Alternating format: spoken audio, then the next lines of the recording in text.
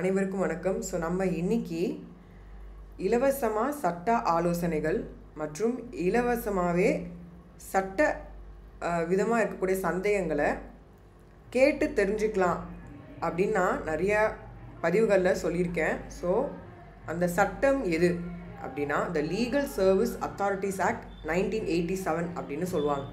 இதில் மொத்தம் 7 chapter. So இந்த 7 சாப்டரில் 30 செக்ஷன்ஸால் எக்ஸ்பிளைன் பண்ணியிருக்காங்க. ஸோ இதில் என்ன ஓவராலாக என்ன பேசியிருக்காங்க, எதை பற்றி அதிகமாக பேசியிருக்காங்க அப்படின்னா, இந்த சட்டத்தின் மூலிமா இலவசமாக நிறைய விழிப்புணர்வுகள் பண்ண போகிறாங்க.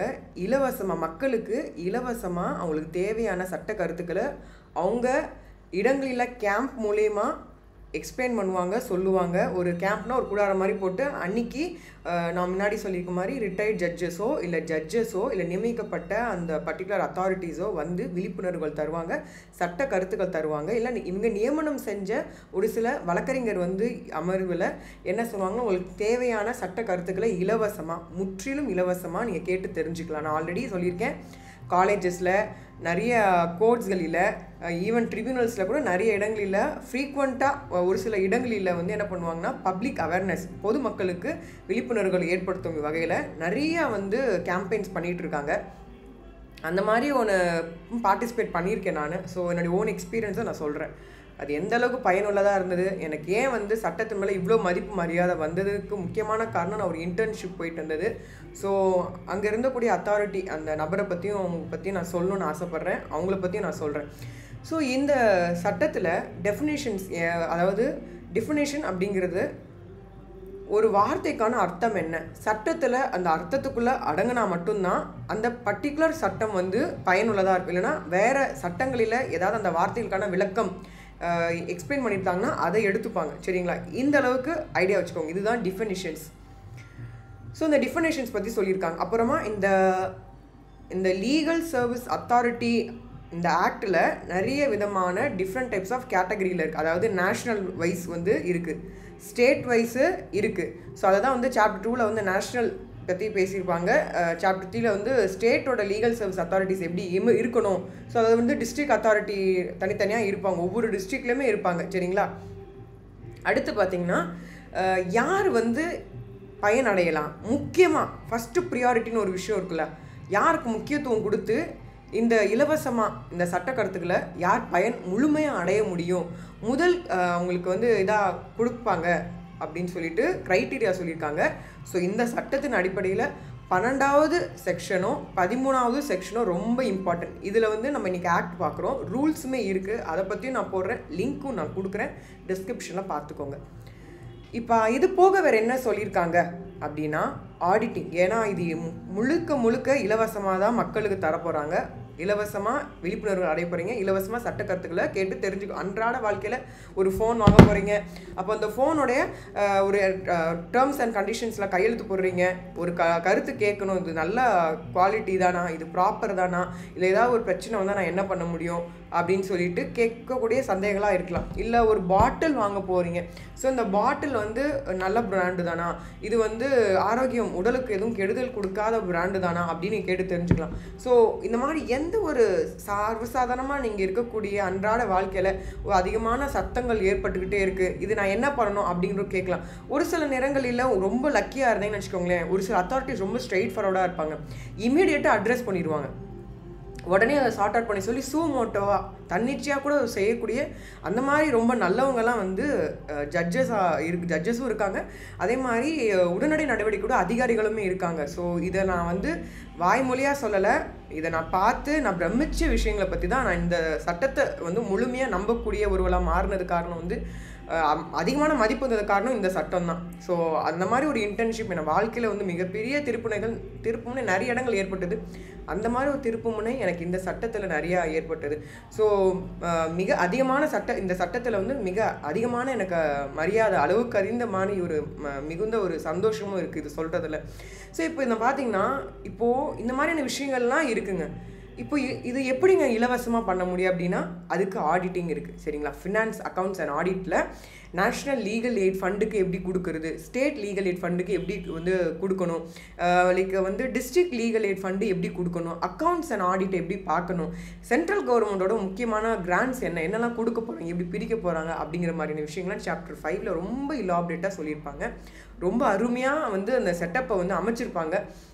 இந்த மாதிரி அந்த வரக்கூடிய ஃபண்டில் வச்சு தான் அங்கே வரக்கூடிய ஒரு நாளோ 2 நாட்களோ இல்லை அதுக்காகவே இருக்கக்கூடிய அந்த அத்தாரிட்டிஸ் அதிகாரிகளுக்கோ இல்லை வந்து மற்ற இருக்கக்கூடிய அன்னைக்கு வரக்கூடிய வழக்கறிஞர் வல்லுநர்களுக்கோ சம்பள பணமாக அவங்க வந்ததுக்கு ஒரு நாள் ஒரு மரியாதைக்கு தரும் விதத்தில் அவங்க ஒரு சின்ன ஒரு அமௌண்ட் கொடுப்பாங்க. ஒரு 1000மோ 2000மோ இல்லை எவ்வளோ கமிட்டி மெம்பர் எவ்வளோ ஒதுக்கி ஃபண்டு வருதோ அது தகுந்த மாதிரி அவங்க கொடுப்பாங்க. ஏன்னா அவங்க அன்னைக்கு நாள் வந்து பொழுது ஃபுல்லாக வந்து மக்களுக்காக இருக்கும்போது அவங்களுடைய சாப்பாடு செலவு, அவங்களுடைய டீ செலவு, இந்த மாதிரியான விஷயங்கள்லாம் இருக்கு இல்லையா.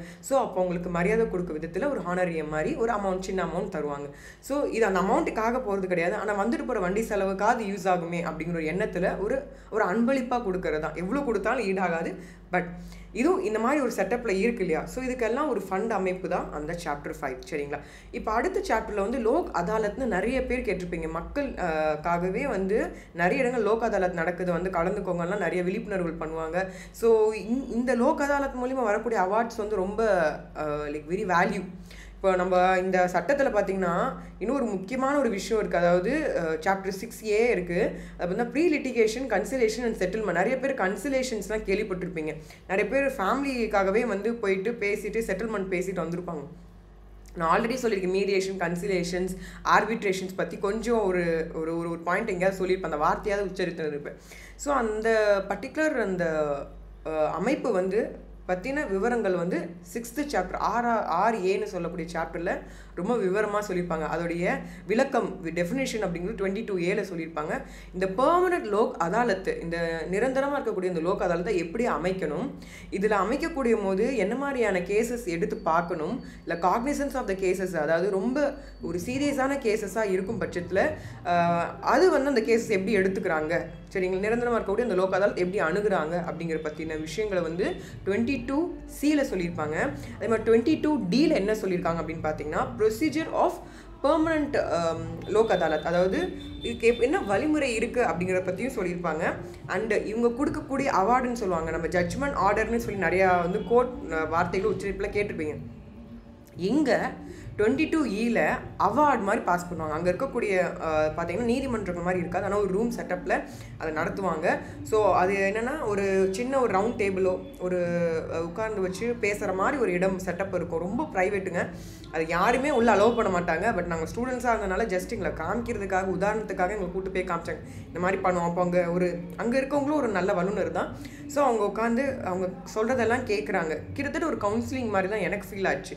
ஸோ எல்லாமே 2 பார்ட்டிக்கிட்டையும் கேட்டு அவங்க சிட்டிங்ஸ் வராங்களா, அவங்க என்ன நினைக்கிறாங்க, அவங்க பேசுகிறத அமைதியாக கேட்டுட்ருப்பாங்க. ஒரு நடுவராக ஒருத்தர் கேட்டுட்ருப்பார், அவ்வளோதானே தவிர அவங்க உடன்பட்டு அவங்க கேட்கக்கூடிய தீர்வு அவங்க அடைஞ்சிட்டாங்கன்னா அதை வந்து அதுவே அவார்டாக பாஸ் பண்ணுவாங்க. இல்லை ரொம்ப மோசமான விஷயமா இருக்குன்னா அவங்களே உடனடியாக அரெஸ்ட் பண்ணுற அளவு கூட உங்களுக்கு மிகப்பெரிய அதிகாரம் அவங்களுக்கு இருக்குது. ஸோ அவங்களுக்கு வந்து கிட்டத்தட்ட எப்படி சிவில் கோர்ட்டை எப்படி வந்து கோர்ட்ஸில் நடக்குதோ அதே மாதிரி தான் இவங்களுமே ஃபாலோ பண்ணுவாங்க. அந்த மாதிரி ஒரு ரொம்ப பவர்ஃபுல்லான ஒரு லோக் அதாலத் அப்படின்னு சொல்லக்கூடியவங்களே சொல்லலாம். அந்த மாதிரி செட்டில்மெண்ட்ஸும் நிறையா பண்ணுவாங்க. ஸோ இப்போ பார்த்தீங்கன்னா ஃபைனலாக வந்து மிஸ்செல்னியஸ். ஸோ மிஸ்செல்னியஸ் பார்ட்டில் வந்து ஜென்ரலாக இது வந்து குட் ஃபேத் மூலயமா பண்ணவங்களுக்கு என்ன மாதிரியான பாதுகாப்பு தரப்படுது அப்படிங்கிறத பற்றி, அண்டு ஒரு சில ஜென்ரல் விஷயங்கள், ஸ்டேட் கவர்மெண்ட் ரூல்ஸ் பண்ணலாம், சென்ட்ரல் அத்தாரிட்டிஸ் வந்து ரெகுலேஷன்ஸ் எப்படி பண்ணுறதுங்கிற மாதிரி ஒரு விஷயங்களை சொல்லியிருப்பாங்க. இப்போது இந்த சட்டத்துக்குள்ளே போயிடலாம். ஸோ இது யாருக்காக இருக்குது அப்படின்னா இலவசமாக சட்ட உதவிகள் செய்வதற்காக ஏழ்மையில் இருக்கக்கூடிய நபர்களுக்கும் வறுமையின் கோல்கீட்டில் இருக்கிற நபர்களுக்கும் மற்றும் பல லைக் சொல்லப்போது பின்தங்கியவர்கள்னு சொல்லக்கூடியவர்களில் வந்து பெண்கள், குழந்தைகள் மற்றும் வந்து பாதிக்கப்பட்டவர்கள், முக்கியமாக வந்து பாலியல் தொந்தரவுகளுக்கு உள்ளான பெண்கள், ஊனமுற்றவர்கள், அதாவது உடலாலும் மனதாலும் பாதிக்கப்பட்டவர்களுக்கு முன்னுரிமை தரப்படுது. இவங்களுக்கும் வந்து ரொம்ப கம்ப்ளீட் ஃப்ரீயாக தான் அவங்க எடுத்து செய்வாங்க. அதே மாதிரி like scheduled caste and scheduled ட்ரைப்ஸோட எஸ்சி எஸ்டி கம்யூனிட்டியை சார்ந்த நண்பர்களுக்குமே இந்த உதவிகள் வந்து கொடுக்குறாங்க. இது மட்டும் இல்லாமல் ரொம்ப ஹியூமன் டிராஃபிக்னு சொல்லக்கூடிய விக்டிம்ஸ்களுக்கு வந்து முன்னுரிமை தரப்படுது. அதாவது என்ன டிராஃபிக்கிங் அப்படின்னா, அதாவது மனிதர்களை வந்து கடத்திட்டு போயிட்டு இன்னொரு இடத்துல போய் விற்றுருவாங்க, இல்லை கடத்திட்டு போயிட்டு பிச்செடுக்கக்கூடிய நபர்களாக மாற்றிடுவாங்க. ஸோ அந்த மாதிரி நபர்களுக்கு தேவையான சட்ட உதவிகள் இமீடியட்டாக உடனடியாக ரொம்ப சென்சிட்டிவான விஷயங்கள் உடனடியாக செய்கிறாங்க. இது மட்டும் இல்லாமல் ஒதுக்கக்கூடிய இந்த சமுதாயம் வந்து எல்லாரையும் அரவணைச்சு போகக்கூடிய சமுதாயமாக இருந்தால் இந்த இவ்வளோ சட்டங்கள் இருந்திருக்காது. அந்த மாதிரி இல்லாத மனிதர்களாக இருக்கிறதுனால இந்த மாதிரியான சமமாக இருக்கக்கூடிய ஒரு சூழ்நிலைகளை அமைச்சு தரதுக்காக தான் இந்த பர்டிகுலர் எஸ்டாப்ளிஷ்மெண்ட் கம்ப்ளீட்டாகவே. ஸோ அந்த மாதிரி பார்த்திங்கன்னா இண்டஸ்ட்ரியில் வேலை பார்க்கக்கூடிய ஒர்க்மேன், அதாவது தொழிற்சாலைகளில் வேலை பார்க்கக்கூடிய நபர்கள் வந்து ரொம்ப கம்மியான சம்பளத்தை தான் வேலை பார்த்துட்ருப்பாங்க. ஸோ அவங்களுக்கு உதவிகள் தரப்படுது. அதே மாதிரி பார்த்திங்கன்னா ஒரு இண்டிவிஜுவலாக இருக்காங்க. இண்டிவிஜுவல்ஸ்னால் என்னன்னு, ஒரு மிகப்பெரிய ஒரு சீரழிவிலோ ஒரு மிகப்பெரிய பேரழிவோ இல்லை ஒரு மிகப்பெரிய ஒரு வைலன்ஸ் அடிதடி அடித்து எல்லாருமே வந்து ரொம்ப மோசமான ஒரு இக்கட்டான ஒரு சூழ்நிலைகளில் வெடிக்கும் பட்சத்தில், ஏதாவது ஒரு பிரச்சனைகள் வெடிக்கும் பட்சத்துலையோ இல்லை வந்து பார்த்திங்கன்னா கட்டுப்படுத்த முடியாத அளவுக்கு இயற்கை சீற்றங்கள் ஏற்படும் போது, எடுத்துக்காட்டுக்கு வந்து ஒரு ஃப்ளட்டு, தண்ணி அதிகமான பெருக்கெடுத்து ஓடக்கூடிய தண்ணிகளாக இருக்கட்டும், இல்லை வந்து நிலநடுக்கமாக இருக்கட்டும், இல்லை வந்து பார்த்திங்கன்னா தொழிற்சாலைகளில் ஏற்படக்கூடிய மிகப்பெரிய அழிவுகள், ஏதாவது ஒரு கெமிக்கல் கசிவு, ரசாயனம் வந்து கசிவதனால ஏற்படக்கூடிய விபத்தாக இருக்கலாம், இல்லை வந்து டிராஃப்ட் விக்டிம்ஸ், இந்த மாதிரியான பாதிக்கப்பட்ட நபர்களாக இருக்கும் பட்சத்தில் இது அவங்களுக்கு முன்னுரிமை கொடுக்குது. ஏன்னா அவங்களுக்கு வந்து அந்த நேரத்தில் லைக் மனதளவுலேயும் அவங்களுக்கு உதவி பண்ணுறதுக்கு யாரும் இருக்க மாட்டாங்க. அவங்களுக்கு வந்து உடல் ரீதியாக அவங்க ரொம்ப கஷ்டத்தில் இருப்பாங்க. அப்போது அவங்களுக்கு நார்மலாக போயிட்டு ஒரு ப்ரைவேட் அட்வொகேட்டை பார்த்து ஒரு 10,000 20,000 கொடுக்குற அளவுக்கு அவங்களுக்கு வருமானமும் அவ்வளோ இருக்காது. அப்போது அந்த சமயங்களில் இவங்க லைக் அவங்க ரொம்பவும் வந்து வறுமையின் கீழ்கோட்டில் இருப்பாங்க. ஸோ அவங்களுக்கு வந்து சம்பாத்தியம்னு ஒரு விஷயம் இருக்காது, வீட்டில் இருக்கக்கூடிய சூழ்நிலைகள்லாம் இருக்கும். அப்போது அவங்க என்ன பண்ணுவாங்க அப்படின்னா, மேக்சிமம் முன்னுரிமை கொடுத்து இவங்களுக்கு முற்றிலும் இலவசமாக வந்து வழக்கறிஞர் நியமிப்பு செய்வாங்க. அவங்களுக்கு தேவையான சட்ட உதவிகள் செஞ்சு தருவாங்க. ஏன் ஒரு சில பேருக்கு வேலைவாய்ப்புகளுக்கு கூட வந்து அரேஞ்ச் பண்ணி தர அளவுக்கு ரொம்ப நல்லவங்களாம் இருக்காங்க. நான் வந்து எக்ஸ்பீரியன்ஸ் பண்ணி பார்த்துருக்கேன். இல்லை அந்த பர்டிகுலர் கோட்டாவில் வர்றதுக்கு என்ன அவங்களுக்கு எப்படி ப்ரொசீஜர் ஃபாலோ பண்ணணும், எப்படி ஃபார்ம்ஸ் ஃபில்அப் பண்ணணும், அப்படிங்க மாதிரியான ஹெல்ப்ஸ் அண்ட் கைட்ஸ் எல்லாம் வந்து பண்ணுறாங்க. அத்தாரிட்டிஸ் பண்ணுறாங்க, உண்மையிலே பண்ணுறாங்க. சரிங்களா, அது உங்களுக்கு சந்தேகம் வேண்டாம். அதே மாதிரி கஸ்டடி, அதாவது குழந்தைகள் வந்து பார்த்திங்கன்னா பெரிய பணக்கார பிள்ளைங்களாக இருந்தாங்கன்னா அவங்க எப்படி வெளியே வந்துடுறதுக்கான முயற்சிகள் இருப்பாங்க. ஏன்னா எல்லாருக்கும் வந்து ஒரு டைம் தேவை, திருந்துறதுக்கான ஒரு பர்டிகுலர் இன்டர்வல் டைம் பீரியட் தேவை, கால அவகாசம் தேவை. ஸோ அந்த கால அவகாசம் வந்து கொடுப்பதற்காக தான் ஜெயிலில் போடுறதா இருக்கட்டும், இல்லை குழந்தைகள் வந்து சிறுவர் அதாவது திருத்தக்கூடிய பள்ளிகள் தான் அது. அவங்கள வந்து கஷ்டப்படுத்துறதுக்காக இல்லை, அவங்க அந்த தவறை வந்து எண்ணி அவங்க சரியாயிடணும், அடுத்து அந்த தவறை அவங்க செய்யக்கூடாது. அதுக்கு என்ன பண்ண முடியும், அவங்களுக்கு ஏதாவது ஒரு தொழில் கல்வி சொல்லிக் கொடுக்கணும். ஸோ அந்த மாதிரி தொழில் கல்விகளை சொல்லிக் கொடுக்கறதுக்காக தான் மெயினாக வந்து திருந்தக்கூடிய இடம், திருந்துறதுக்காக வாய்ப்பு தரக்கூடிய இடம். அந்த கெட்ட நண்பர்கள் கெட்ட விதமாக இருக்கக்கூடிய அந்த சூழ்நிலைகளை வந்து தடுக்கும் விதத்தில் தான் ஜெயில் இம்ப்ரிசன்மெண்ட்டும் மற்றும் வந்து குழந்தைகளாக ஏதாவது தவறுகள் செஞ்சாங்கன்னா ஜூவல் அண்ட் ஹோம்களுக்கு அனுப்புகிறோம். அது வந்து ஹோம் தான், அவங்களுக்கு வந்து அந்த குழந்தைகளுக்கு அவங்க திருந்து மறுவாழ்வு வரக்கூடிய ஒரு இடமாக தான் அது இருக்குது. ஸோ அந்த மாதிரியான பிள்ளைகளுக்கு உதவும் விதமாகவும் இருக்கும். ஏன்னா அவங்களை நிறைய பேர் வந்து ஒதுக்கி வச்சுடுவாங்க, அவங்களுக்கு இந்த பிள்ளைங்களுக்கு தெரியாமல் தான் பண்ணுறாங்க. இவ்வளோ பெரிய இக்கட்டான சூழ்நிலை அவங்க மாட்டிக்க போகிறாங்க, தெரியாமல் செய்யறதுனால அவங்க மறுவாழ்வு தரக்கூடிய விதத்தில் இருக்கனால அவங்களுக்கு ஏதோ ஒரு சட்ட தேவை உதவி இருக்குன்னா அவங்களுக்கு முன்னுரிமை தந்து சொல்கிறாங்க. இது மட்டும் தானால கிடையாதுங்க. இன்னுமே பார்த்திங்கன்னா இந்த ஜூவல் ஜஸ்டிஸ் ஆக்ட்லேயும் சரி, அதே மாதிரி சைக்காட்ரிக் ஹாஸ்பிட்டலில் இருந்து இல்லை சைக்காட்ரிக் நர்சிங் ஹோமில் இருந்திருப்பாங்க. அதாவது மென்டல் ஹெல்த் ஆக்ட் இருக்குது 1987 சொல்லிட்டு. ஸோ அந்த ஆக்டின் அடிப்படையில் யாராவது பாதிக்கப்பட்டிருப்பாங்க, அவங்க ரெக்கவர் ஆகிருப்பாங்க, அவங்க வீடுக்கும் போயிருப்பாங்க, இல்லைனா வேறு ஏதாவது இடத்துல ஒரு வேலை பார்த்துட்ருப்பாங்க, நல்லா ஆயிடுவாங்க, நார்மல் ஆயிடுவாங்க. அது வந்து டாக்டர்ஸ்க்கு தெரியும். ஆனால் வந்து ப்ராக்டிக்கலாக மனிதர்கள் ஏற்றுக்க மாட்டாங்க. ஸோ அந்த வீட்லேயும் ஏற்றுக்க மாட்டாங்க. அந்த அளவுக்கு நல்லா எல்லாருமே நல்லவங்க கிடையாது. வீட்டில் வந்து ஒதுக்குறதுனால தான் பல அதை உடன் பிறக்கா அண்ணன் தங்கச்சி நிறைய பேர் வந்து ரோடுகளில் வந்து கஷ்டப்பட்டுட்ருக்காங்க. அதனால வந்து அவங்களுடைய ஈகோக்காக அவங்களுடைய கர்வத்துக்காகவும் கௌரவத்துக்காகவும் வந்து என்ன பண்ணுறாங்கன்னா அனாதைகளாக பிள்ளைகளை விட்டுறக்கூடிய பெற்றோர்கள் மற்றும் உறவினர்களும் இருக்காங்க அப்படின்னு நான் சொல்லிக்கிறேன். அதனால் எல்லாரும் அப்படி சொல்லலை. ஸோ இந்த மாதிரியான இருக்கக்கூடிய சைக்காட்ரிக்லேருந்து ரெக்கவர் ஆனவங்களை வந்து திருப்பியும் சேர்த்துப்பாங்களான்னு ஒரு சின்ன ஒரு சந்தேகம் எப்பயுமே இருந்துட்டு தான் இருக்குது. ஸோ அந்த நேரங்களில் அவங்களுக்கும் ஒரு இலவசமாக ஒரு சட்ட ஆலோசனைக்கு தேவைப்படுது அப்படின்னா அதுக்கும் முன்னுரிமை கொடுக்குறாங்க. ஸோ இந்த மாதிரி பலதரப்பட்ட மக்களுக்கு ஒரு கட்டத்தில் எல்லாருக்குமே ஒரு இலவசமான ஒரு ஆலோசனை, சட்ட ஆலோசனை கிடைக்கும் விதத்தில் அமைச்சு கொடுக்கறது தான் இந்த சட்டம். ஸோ இது வந்து இந்த சட்டத்தை பயன்படுத்திக்கிறாங்க வந்து நிறைய பேர் பார்த்தீங்கன்னா படித்தவர்கள் தான். ஸோ படித்தவர்களுக்கு தெரியுது, அதனால நிறைய படித்தவங்க யூஸ் பண்ணிக்கிறாங்க. நிறைய பேருக்கு தெரியறது இல்லை, ஏழைகளுக்கோ இல்லை வந்து மற்ற மனிதர்களுக்கு புரியாதனால இது வந்து இதுக்கும் ஃபீஸ் தான் கேட்பாங்களோ அப்படின்னு நினைக்கிறீங்க. அப்படி கிடையாது. நானே வந்து இப்போ கேட்டிருக்கேன். நானும் எங்கள் காலேஜில் வந்து லீகல் எய்டு வந்து கண்டக்ட் பண்ணியிருந்தாங்க. அப்போது வந்து ஒரு வழக்கறிஞர் வல்லுநர் ஒரு மேம் வந்திருந்தாங்க. மேடம் கிட்ட போயிட்டு இந்த மாதிரி எனக்கு ஒரு சந்தேகம் இருக்குது அப்படின்னு சொல்லி கேட்கும்போது அவங்க வந்து எனக்கான பதிலை வந்து அவங்க சொன்னாங்க. எனக்கு ரொம்ப சந்தோஷமாக இருந்தது அன்றைக்கி நாள். ஸோ நாங்கள் கண்டக்டும் பண்ணோம். அதை கம்ப்ளீட்டாக நானும் வந்து டவுட்ஸ் கேட்கும்போது எனக்கு ரொம்ப சந்தோஷமாக சாட்டிஸ்ஃபைடாக ஃபீல் பண்ணேன். ஸோ எனக்கு பேசிக்காக என்னுடைய பேர், நான் எங்கே இருக்கேன் அப்படிங்கிற மாதிரி பேசிக் details and phone contact numbers மட்டும் தான் கேட்டிருந்தாங்க. ஸோ அதை மட்டும் எழுதிட்டு என்னுடைய தேவையான இதை வந்து ரொம்ப டைம் எடுத்து எனக்கு எக்ஸ்பிளைன் பண்ணாங்க. அது எனக்கு ரொம்ப சந்தோஷமாக இருந்துச்சு.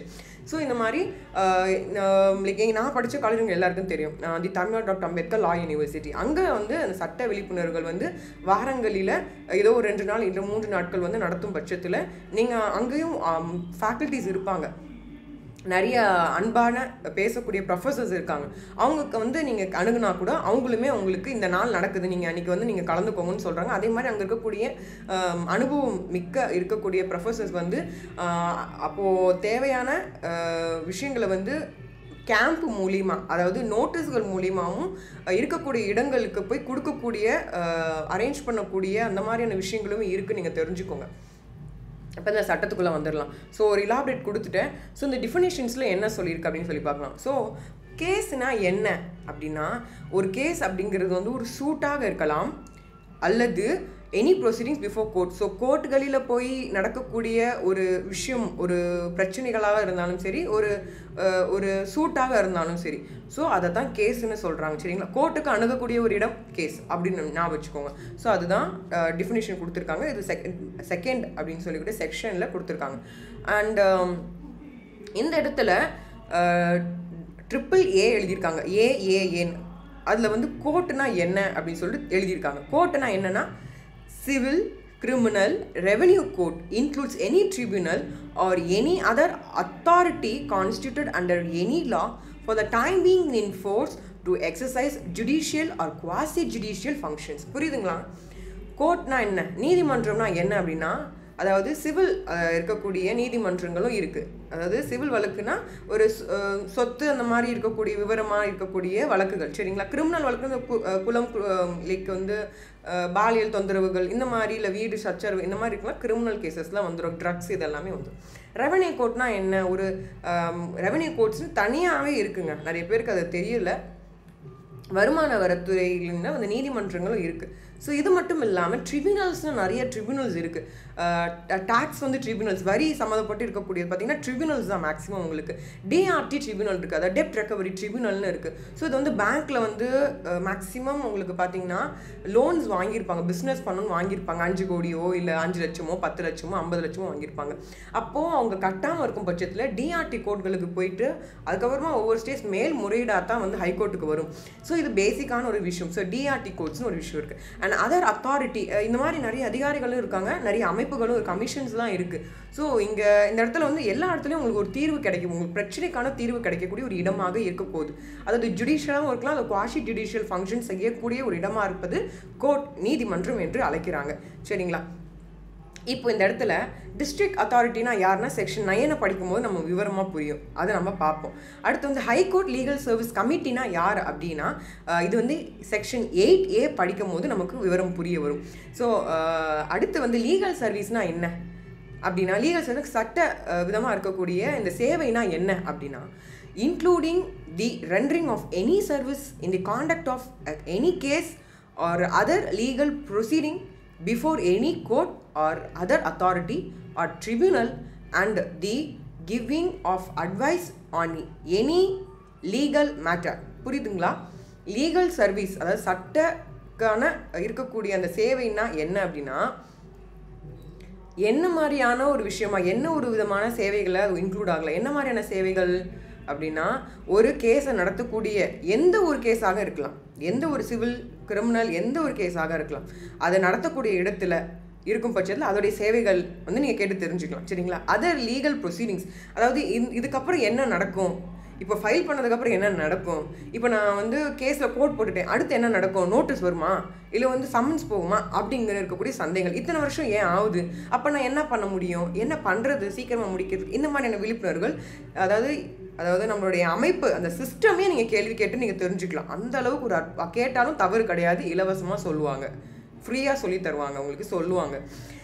இதை வந்து எந்த கோர்ட்டில் இருந்தாலும் சரி, சிவில் கோர்ட்டில் உங்கள் வழக்கு இருந்தாலும் சரி, கிரிமினல் கோர்ட்டில் உங்கள் வழக்கு இருந்தாலும் சரி, இல்லை ரெவன்யூ கோர்ட்டில் இருந்தாலும், ஏதோ ஒரு ட்ரிபியூனலில் நடக்குது, ஒரு டேக்ஸ் வருமான வரி எப்படி பிடிக்கிறாங்க, இன்கம் டேக்ஸ் டிபார்ட்மெண்ட் எப்படி பிடிக்கிறாங்க, உங்களுடைய பேங்க்கோட டிரான்சாக்ஷன்ஸ், நீங்கள் வாங்கக்கூடிய செலவு பண்ணக்கூடிய அமௌண்ட்டு, அது போக நீங்கள் வந்து இஎம்ஐஸ் போடுறது, இது ஏதாவது ஒரு இடத்துல மாட்டிப்பீங்க.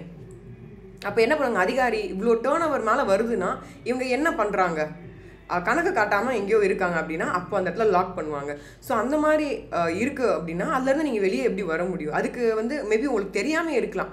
ஸோ இது வந்து இதுக்கு இன்கம் டேக்ஸ் கட்டணுமோ இல்லை ஜிஎஸ்டி கட்டணுமோ கூட தெரியாமல் இருக்கும். ஒரு சில ஜிஎஸ்டி கட்டணும் அவசியமே இல்லை, பட் உங்களுக்கு அது தெரியாமல் இருந்துக்கலாம். ஸோ பேக்கடு ஐட்டம்ஸ் தான் வந்து குட்ஸ்க்கு ஆனால் சர்வீசஸ் வந்து சார்ஜஸ் பண்ணுறோம். ஸோ வந்து ராக்காக இருக்கும் போது டிஃபர்ஸ். ஸோ அது ரொம்ப இன்டெப்த்தாக போக வேண்டாம். ஸோ இந்த மாதிரியான விஷயங்களில் ஏதோ ஒரு சந்தேகம் இருந்தாலும் நீங்கள் கேட்கலாம். வரி வந்து வாங்குறாங்க, சரியாக தவறான்னு கேட்டுக்கலாம். ஹோட்டலில் சாப்பிட்டேன், இவங்க இப்படி உணவகத்தில் சரியாக கொடுக்கலங்கிட்டு பில் இருக்குது, நான் என்ன பண்ணலாம் நீங்கள் கேட்கலாம். கன்சியூமர் கோர்ட்டும் உங்கள் டைரக்ஷன்ஸ் பண்ணி விடுவாங்க. இல்லை அவங்களே கூட தன்னிச்சையாக கேஸ் போட்டு அவங்க மேலே வழக்கெடுத்து அவங்க கிராஸ் செக் பண்ணி இன்ஸ்பெக்ஷன் பண்ணி அவங்க மேலே நடவடிக்கை எடுத்து இன்னும் வேணும்னா அதுக்கான தடுக்கக்கூடிய ஒரு இடத்துல அவங்க செய்யக்கூடிய மிகப்பெரிய அதிகாரம் அவங்களுக்கு இருக்குது. சரிங்களா? அதர் அத்தாரிட்டி, அதாவது வேறு ஏதோ அதிகாரிக்கிட்ட நீங்கள் போயிருக்கீங்க, அவங்க உங்களை வந்து மதிக்கலை, ரொம்ப அவமானப்படுத்தும் விதத்தில் மற்றும் பலர் முன்னாடி பேசிட்டாங்க அப்படின்னா அவங்கள நான் வந்து அணுகணும், அவங்கக்கிட்ட போய் இந்த கேள்வியை கேட்கணும். அவங்க இப்படி பண்ணு சரியா செய்யலையா, அவங்க கோவத்தில் செஞ்சாலும் ரொம்ப அளவுக்கு மீறி என்னை திட்டாங்க, இது சரியா தவறா, அப்போ உங்கள் மேலே நான் வந்து அந்த அதிகாரி மேலே நான் சட்ட நடவடிக்கை எடுக்கிறது சரியா இல்லையா கூட நீங்கள் கேட்டு தெரிஞ்சுக்கலாம். சரிங்களா? அதே மாதிரி ட்ரிபியூனலில் ஏதோ ஒரு பிரச்சனை ஏற்படுது, உங்களுடைய கேஸ்லையோ அங்கே இருக்கக்கூடிய அஃபீஷியல்ஸ்கிட்ட ஏதோ பிரச்சனை ஏற்படுது, இல்லை ஏதோ ஒரு சந்தேகம் இருக்குது, அந்த ட்ரிபியூனலில் எப்படி வந்து ஃபைல் பண்ணணும், நம்பர் எப்படி பண்ணணும் கூட எனக்கு தெரியல, உண்மையாக இருக்கா இல்லை, கேஸ் நடக்குதா இல்லையா, எப்படி இதை நான் பார்த்து தெரிஞ்சுக்கிறது அப்படின்னு கூட டவுட் கூட நீங்கள் கேட்கலாம். கிவிங் ஆஃப் அட்வைஸ் வந்து லீகல் மேனர். ஸோ லீகல் மேட்டரில் இருக்கக்கூடிய எல்லா விஷயங்கள்லையுமே நீங்கள் எல்லா விதமான அட்வைஸ், ஃப்ரீ ஆன அட்வைஸை கேட்டு தெரிஞ்சுக்கலாம். ஸோ அட்வைஸ் கொடுக்கறது அவ்வளோ சின்ன விஷயம் கிடையாது. அவங்களுடைய ஃபுல் அண்ட் ஃபுல் எக்ஸ்பீரியன்ஸில் அவங்க சொல்லுவாங்க. அண்ட் அகெயின் சப்போஸ் அவங்களுக்கே டவுட் இருந்தால் உடனடியாக யோசிக்காமல் மற்ற வல்லுநர்கள்கிட்ட கேட்டு உங்களுக்கு சொல்லுவாங்க, விவரங்களை சொல்லக்கூடிய அந்தளவுக்கு நல்ல அதிகாரிகள் இருக்காங்க. சரிங்களா? ஸோ அடுத்து வந்து நம்மளுடைய முக்கியமாக பார்க்கணும் ஸ்கீம்னா என்ன. Scheme means any scheme framed by the central authority, state authority or district authority for the purpose of giving effects to any of the provisions of this act. So scheme இந்த இடத்துல என்ன சொல்கிறாங்கன்னா, ஒரு அதாவது நம்மளுடைய central authority or state authority, அதாவது மத்திய இல்லை மாநிலமாக இருக்கக்கூடிய அதிகாரிகள் மற்றும் வந்து நம்மளுடைய டிஸ்ட்ரிக்ட்களில் இருக்கக்கூடிய அத்தாரிட்டி அதிகாரிகளை வந்து அவங்களுக்கான ஒரு ஸ்கீம்ஸ் கொடுத்துருப்பாங்களே. ஸோ அதை பற்றின விஷயங்களை பற்றி இஃபெக்ட் ஆஃப் தி ஆக்டில் வரக்கூடிய விஷயங்களை தான் ஸ்கீம்னு சொல்கிறாங்க. அவங்க போடக்கூடியது, அவங்க ஃப்ரேம் பண்ணக்கூடியது தான் ஸ்கீம். சரிங்களா? அவங்க கொண்டு வரக்கூடிய விஷயங்கள் தான் வந்து ஒரு டெவலப்மெண்ட் கொண்டு வரதுக்காக தான் அதுதான் ஸ்கீம் அப்படின்னு சொல்கிறாங்க. இப்போ ஸ்டேட் அத்தாரிட்டி அப்படிங்கிறது வந்து செக்ஷன் 6 படிக்கும் போது நமக்கு புரிய வரும். இப்போ இந்த இடத்துல ஸ்டேட் கவர்மெண்ட்னா யார் அப்படின்னு இந்த சட்டம் என்ன சொல்லுது அப்படின்னா, state government includes the administrator of a union territory appointed by the president under article 239 of the constitution. So state government அப்படிங்கிறது யார் அப்படின்னா, நம்மளுடைய அரசியல் சட்டமைப்பு சட்டத்தில் ஆர்டிக்கல் 239, அதாவது 239 ஆர்டிக்கல் என்ன சொல்லியிருக்கோ, அதாவது யூனியன் டெரிட்டரி அப்படிங்கிற ஒரு கட்டமைப்பில் வந்து பிரசிடென்டால் நியமிக்கப்பட்டவங்களை தான் வந்து அட்மினிஸ்ட்ராரை தான் வந்து ஸ்டேட் கவர்மெண்ட் அப்படின்னு சொல்கிறாங்க. ஸோ அதுதான் state government includes administrator of the union territory appointed by the president அப்படின்னு சொல்லியிருக்காங்க. ஸோ யூனியன் டெரிட்டரியில் இருக்கவங்களையுமே அப்பாயிண்ட் பண்ணக்கூடிய இடத்துல இருக்கக்கூடிய பிரசிடென்ட் நம்மளுடைய குடியரசுத் தலைவருடைய ஒரு பொசிஷனை தான் ஸ்டேட் கவர்மெண்ட் அப்படின்னு சொல்கிறாங்க. So state government includes administrator of a union territory appointed by the president under so and so of the article 239 of the constitution. அடுத்து முக்கியமான ஒரு டிஃபினேஷன்ஸ் பார்ப்போம். Like supreme court legal service கமிட்டினா யார்? இது ஜேல சொல்லியிருக்காங்க, ரொம்ப இம்பார்ட்டன்ட். அதாவது செக்ஷன் 3A படிக்கும்போது நமக்கு விவரம் புரியும், சரிங்களா? அடுத்து தாலுக் லீகல் சர்வீஸ் கமிட்டினா என்ன? தாலுக்லேயும் இருக்கானா? ஆமாம். அதை பற்றி எங்கே சொல்லியிருக்காங்கன்னா செக்ஷன் 11A பார்த்துருவோம், சரிங்களா? இதுதான் டிஃபினேஷன்ஸ். ஸோ இப்போ நம்ம இந்த particular national legal service authority அப்படிங்கிற 2வது சாப்டரில் 3வது செக்ஷனில் என்ன சொல்கிறாங்க அப்படின்னா, இது எப்படி அமைக்கிறாங்க, இந்த நேஷ்னல் லீகல் சர்வீஸ் அத்தாரிட்டி எப்படி அமைச்சிருக்காங்க, யார் இருப்பாங்க, யார் அதிகாரிகளாக இருக்கிறாங்க அப்படின்னா, சீஃப் ஜஸ்டிஸ் ஆஃப் இந்தியா, நம்மளுடைய சீஃப் ஜஸ்டிஸ் ஆஃப் இந்தியா தான் வந்து பேட்ரான் இன் சீஃபாக இருக்க போகிறாங்க. நம்ம இந்தியாவுக்கு மிக உயர்ந்த பதவியாக கன்சிடர் பண்ணக்கூடிய நீதிபதியாக சொல்லக்கூடியவர்கள் நம்மளுடைய சீஃப் ஜஸ்டிஸ் ஆஃப் இந்தியா தான்.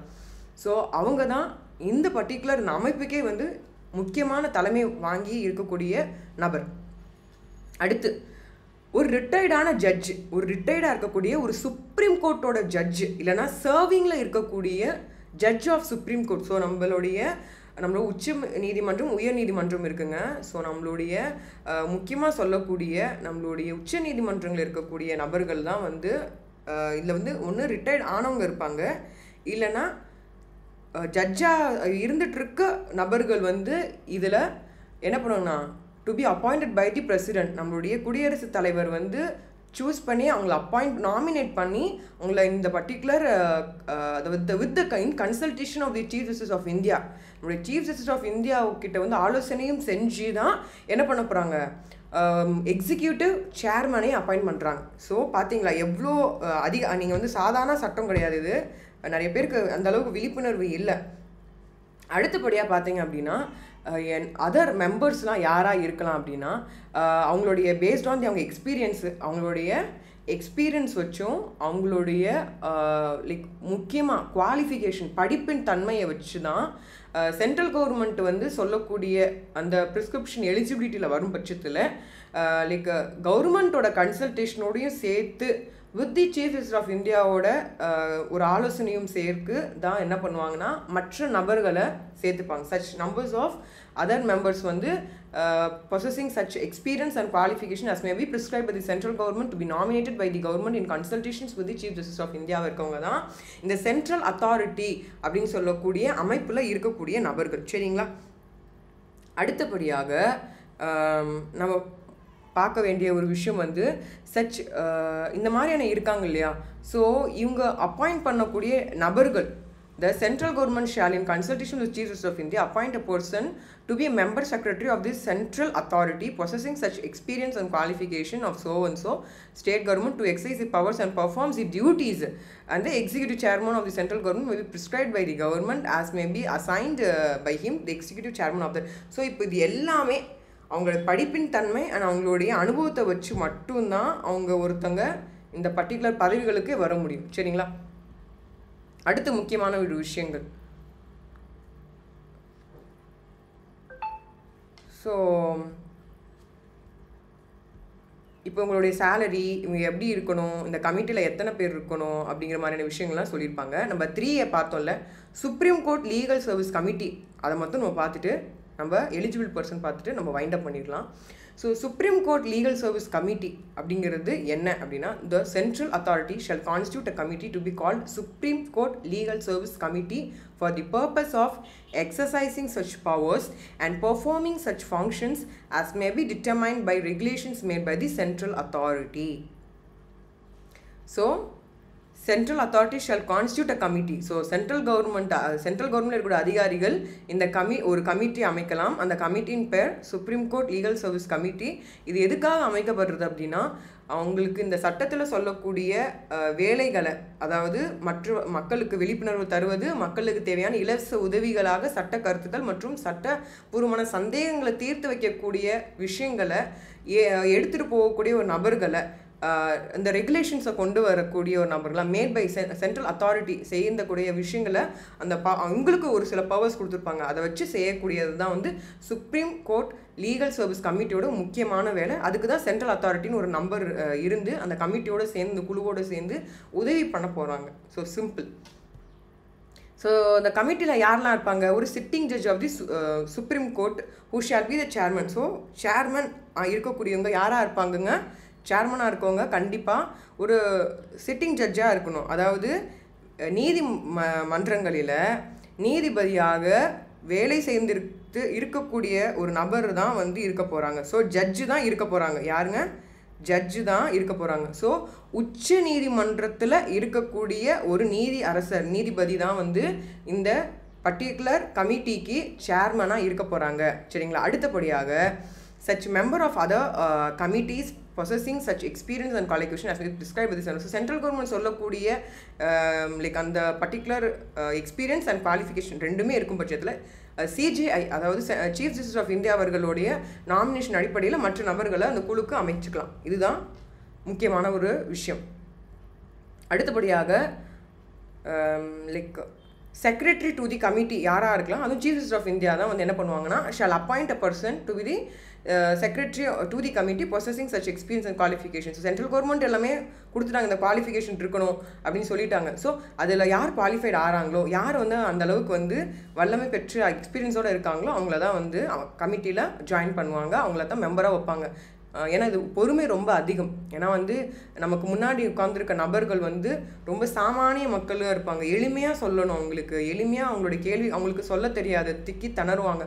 அதை புரிஞ்சுக்கிட்டு உள்கொண்டு அவங்க சொல்லக்கூடிய அளவுக்கு பொறுமைசாலியாக இருக்கவங்க வந்து நம்மளுடைய அதிகமாக அனுபவத்துலேயும் வயசுலேயும் வந்து மூத்தவங்கனால தான் அதுக்கு நல்ல ஒரு தீர்வு தர முடியும்.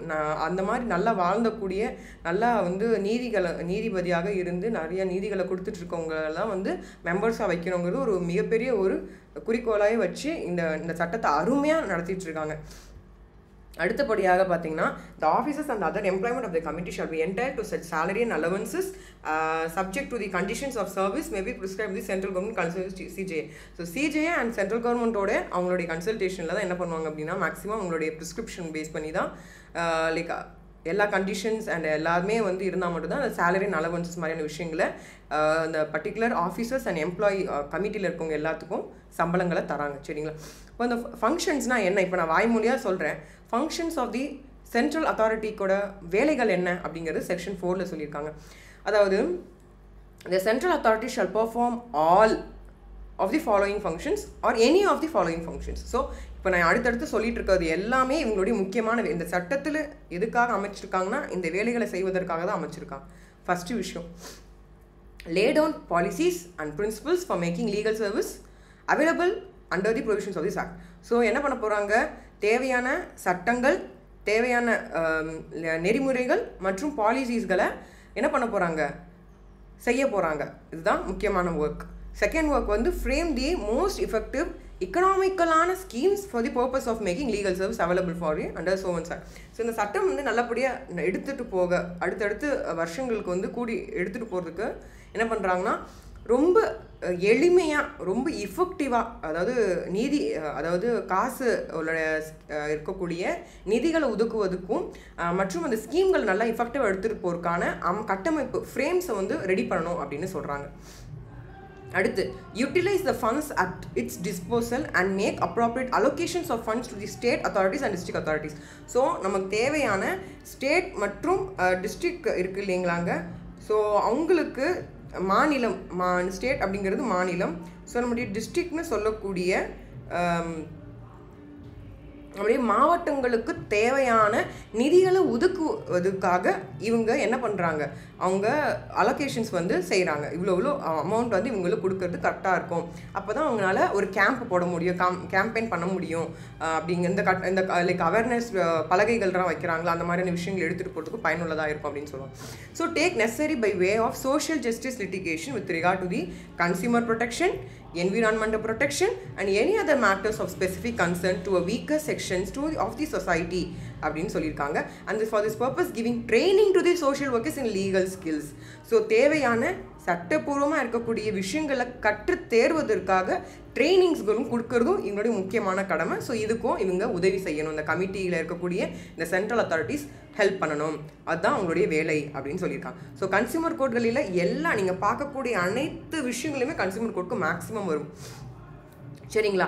ஸோ கன்சியூமர் கோர்ட் எல்லாம் போகும். இப்போ ஃபோன் வந்து ஒரு ஃபால்ட் வருது, ஸோ கன்சியூமர் கோர்ட் போகலாம். நீங்கள் வாங்குற வண்டி ஒர்க் ஆகலை, நீங்கள் கன்சியூமர் கோர்ட் போகலாம். ஃப்ரிட்ஜு ஒர்க் ஆக மாட்டேது, வாங்கிட்டு வந்து வச்சு ஒரே நாளில் டபால்னு ஒடிச்சிருச்சு. அப்போது நீங்கள் ரிட்டர்ன் பண்ணோம்னா 2 வாட்டி மாற்றினாலும் அதே ஃபால்ட்டு தான் வருது. அப்போ என்ன பண்ண முடியும்? கன்சியூமர் கோர்ட் போகலாம். டிவி வாங்குறீங்க, பெரிய எல்இடி டிவிஸ் வாங்குறீங்க, 2 லட்சத்துக்கு வாங்குவீங்க, 1.5 லட்சத்துக்கு வாங்குவீங்க. Like you get lot of loud speakers வாங்குவீங்க. அப்போ ஏதோ ஒரு ஃபால்ட் ஏற்படுதுன்னா நீங்கள் கம்ப்ளைண்ட் பண்ணலாம். சாப்பிட்ற பொருளில் ஏதோ ஒரு பிரச்சனை, கன்சியூமர் கோர்ட்டுக்கு போகலாம். இல்லை நீங்கள் போடக்கூடிய துணிகள் போட்டனால உங்களுக்கு அலர்ஜி ஏதாவது ஏற்பட்டுருக்கலாம், ஸோ நீங்கள் கன்சியூமர் கோர்ட்டுக்கு போகலாம். ஸோ உங்களுக்கு இந்த மாதிரியான நிறைய விஷயங்கள் நீங்கள் அன்றாட வாழ்க்கையில் பயன்படுத்தக்கூடிய ஷூ போடுறதுனால உங்களுக்கு ஏதாவது ஒரு அலர்ஜி ஏற்பட்டுருக்கலாம், அதை அவங்க சொல்லாமல் இருந்திருக்கலாம், எக்ஸ்பைரி ஆகிருந்துருக்கலாம், ஸோ சீக்கிரமாக கிழிஞ்சு போயிருந்துருக்கலாம். ஸோ கன்சியூமர் கோர்ட் போகலாம். என்விரான்மெண்டல் ப்ரொடெக்ஷனாக என்ன? இயற்கை சார்ந்திருக்கக்கூடிய அனைத்து விதமான ஒரு நாய்ஸ் பொல்யூஷன், ஏர் பொல்யூஷன்ஸ், இல்லை வந்து இயற்கையில் இருக்கக்கூடிய அனைத்து விதமான உயிர் ஜீவராசிகளுக்கு ஏதோ ஒரு இது இருக்குது, அதை நீங்கள் அட்ரஸ் பண்ணுமா தாராளமாக போய் நீங்கள் சொல்லலாம். அதுக்கும் தேவையான நடவடிக்கைகளை அவங்க சோஷியல் ஜஸ்டிஸ் லிட்டிகேஷன் மூலிமா கன்சர்ன் கமிட்டிக்கோ இல்லை ட்ரிபியூனல்ஸ்க்கோ அவங்க கொடுப்பாங்க. இல்லைனா வந்து பாதிக்கப்பட்ட அந்த சொசைட்டி மக்களுக்கு உதவி செய்யக்கூடிய விதமா அடுத்தடுத்த நடவடிக்கைகள் எடுக்கக்கூடியது முக்கியமான இவங்களுடைய ஃபங்க்ஷன்ஸ். சரிங்களா? அடுத்து லீகல் எய்ட் கேம்பை வந்து ஆர்கனைஸ் பண்ணணும். ஒவ்வொரு இடங்களிலையுமே என்ன பண்ணணும்னா, லீகல் எய்ட் கேம்ப்ஸ்னால் என்னங்க, அதாவது இந்த மாதிரி உங்களுக்கு இலவசமாக இருக்குது, இது வந்து நீங்கள் வந்து இலவசமாக இருக்கக்கூடிய சட்ட கருத்துக்களை கேட்டு தெரிஞ்சுக்கோங்க, நாங்கள் அதுக்காக தான் வந்திருக்கோம், வல்லுநர்களை கூட்டிகிட்டு வந்திருக்கோம், வழக்கறிஞர்களை கூட்டிகிட்டு வந்திருக்கோம், நீதிபதிகளை கூட்டிகிட்டு வந்திருக்கோம், அதாவது ஓய்வு பெற்ற நீதிபதிகளையும் கூட்டிகிட்டு வந்திருக்கோம், நீங்கள் வந்து கலந்துக்கோங்க, உங்களுடைய சந்தேகங்களை கேட்டு தெரிஞ்சுக்கோங்க, இலவசமாக தெரிஞ்சுக்கோங்க அப்படின்னு சொல்லக்கூடிய கேம்புகளை செய்வதற்காகவும் இருக்காங்க. அடுத்து எஸ்பெஷலி இது எங்கே நிறையா செய்கிறாங்கன்னா, ரூரல் ஏரியாஸ், ஸ்லம்ஸில், labour colonies with the dual purpose of educating weaker sections of the society to their rights as well as to the encouraging the settlement of disputes through Lok Adalat. So என்ன சொல்கிறாங்க, உங்கள் வீடு தேடிங்க, உங்கள் இடம் தேடிங்க, அதாவது நீங்கள் வந்து ஒரு ரொம்ப கஷ்டமான ஒரு சூழ்நிலையில், ரொம்ப ஒரு மோசமான ஒரு கட்டிடத்தில் கூட நீங்கள் வாழ்ந்துட்டு இருக்கக்கூடிய சூழ்நிலை வந்து இருந்திருக்கலாம். ஆனால் அது கூட உங்களுக்கு மாறிடும் எப்போனா இந்த மாதிரி லீகல் கேம்பில் வந்து நீங்கள் அட்ரஸ் பண்ணும்போது, இந்த மாதிரி எனக்கு கவர்மெண்ட்டில் ஸ்கீம் கட்டி கொடுத்தாங்க, ஆனால் அதை பாருங்கள் சரியாகவே இல்லைன்னா அவங்க கண்டிப்பாக வந்து பார்ப்பாங்க. நீங்கள் சொன்னால் தான் அவங்களுக்கு தெரியும். டிவியில் பார்த்துட்டு எத்தனை தான் அவங்க ரெடி பண்ணுவாங்க, சொல்லிகிட்டே இருப்பாங்க. ஸோ நீங்கள் அதை அட்ரஸ் பண்ணும்போது, எல்லோரும் எழுதி கொடுக்கும்போது அதுக்கான நடவடிக்கைகளை அவங்க எடுப்பாங்க, விஷயங்களை அவங்க செஞ்சு உதவிகளை செய்வாங்க. ஸோ இதை வந்து அவங்களே கேம்ப் எங்கே போடணும் அப்படின்னா, ரூரல் ஏரியாஸில், ரொம்ப கிராமப்புறங்களில் போடுவாங்க. ரொம்ப வந்து மக்கள் தொகை ரொம்ப அதிகமாகவும் மாதிரியான விஷயங்களில் கஷ்டத்தில் இருக்கக்கூடிய ஸ்லம்ஸ் ஏரியாஸில் வந்து அவங்க விழிப்புணர்வுகள் போடுற மாதிரியான கேம்ப்ஸை வந்து ஆர்கனைஸ் பண்ணுவாங்க, லீகல் எய்டு கேம்ப்ஸ் போடுவாங்க. அதே மாதிரி லேபர் காலனிஸ், அதாவது வேலை செய்து கொண்டே இருக்கக்கூடிய மக்கள் அதிகமாக இருக்கக்கூடிய அந்த வீடுகளில், அங்கே பக்கங்களில் ஒரு சென்ட்ரலான ஒரு இடத்துல பார்த்து அவங்க போடுவாங்க, இந்த கேம்ப்ஸ் ரெடி பண்ணுவாங்க. ஸோ தொழிற்சாலையில் வேலை பார்க்கக்கூடிய தொழிலாளிகள் இருக்காங்கல்ல, ஸோ அவங்களுடைய காலனிகளில் கண்டக்ட் பண்ணுறாங்க. ஸோ இந்த மாதிரி என்ன பண்ணுறாங்க, இதனால் ஒன்று உங்களுக்கு இந்த மாதிரியான ரொம்பவே வந்து மக்கள் தொகைகளில் ஒரு சில ஆட்கள் வந்து ஒரு செக்ஷன் பிரிவினர் வந்து ரொம்ப வந்து வீக்கர் செக்ஷனாக கன்சிடர் பண்ணப்படுறாங்க. அதாவது மற்ற மனிதர்களால் பெரும்பான்மையாக இல்லாத பட்சத்துலாம் அவங்கள வீக்கர் செக்ஷன் சொல்கிறோம். சரிங்களா? அந்த மாதிரி இருக்கக்கூடிய நபர்களுக்கும் அவங்களுடைய உரிமைகள் என்ன இருக்குது, அதே மாதிரி அவங்கள ஊக்குவிக்கும் வகையில் என்ன பண்ணுறாங்க அப்படின்னா, இந்த மாதிரியான பிரச்சனைகள் தீர்க்க வைக்கக்கூடிய லோக் அதாலத்தையும் செட்டில்மெண்ட் செய்யக்கூடிய விஷயங்களையுமே அவங்க உதவி செய்கிறாங்க, கைட் பண்ணுறாங்க. ஸோ இதுதான் எங்களுடைய முக்கியமான விஷயம். கேம்பில் அவங்க உதவி செய்வதற்காக வருவாங்க. So encourage the settlement disputes by way of negotiating arbitrations or conciliation. So என்ன பண்ணுறாங்க, ஸோ இப்போ நீங்கள் ஒரு பிரச்சனை சொல்கிறாங்க, அப்படியே கேட்டுட்டு இப்போ போங்க பரவாயில்ல அப்படின்லாம் சொல்ல மாட்டாங்க. அவங்க அதை எழுதிப்பாங்க, தேவையான நடவடிக்கை உங்களுக்கு வேணும் அப்படின்னா நெகோசியேஷன்ஸ்லையோ ஆர்பிட்ரேஷன்லையோ கன்சிலேஷன்ஸ் அமைப்புகளில் வச்சு நீதிமன்றங்கள் போனாலும் அதிகமாக செலவாகும். உட்காந்து பேசி அது சீக்கிரமாக எந்த அளவுக்கு முடிக்க முடியுமோ ஒரு 60 to 90 நாட்கள் மேக்ஸிமம் முடிஞ்சிடும். ரொம்ப கம்மியான ஒரு நேரத்தில் வந்து சீக்கிரமாக உங்களுக்கு சொல்யூஷன் கிடச்சிரும் உங்களுக்கு. ஸோ ரொம்ப அலைச்சல், ரொம்ப ஃபார்மாலிட்டிஸ்லாம் இருக்காது உங்களுக்கு. ரொம்ப ஈஸியான விஷயம், ஈஸியாக கிடச்சிரும். ஸோ அந்த மாதிரியான விஷயங்களை ஊக்குவிக்கும் வகையிலையும் இவங்க இந்த டிஸ்பியூட்ஸை ப்ராப்ளம்ஸ் சரி பண்ணுறதுக்காக தான் இவங்க இருக்கிறாங்க. இந்த அமைப்பு வந்து முக்கியமாக சென்ட்ரல் அத்தாரிட்டிஸ் ஒர்க் பண்ணுறாங்க. And under promote research in the field of legal service with special reference to the need of the such services among poor.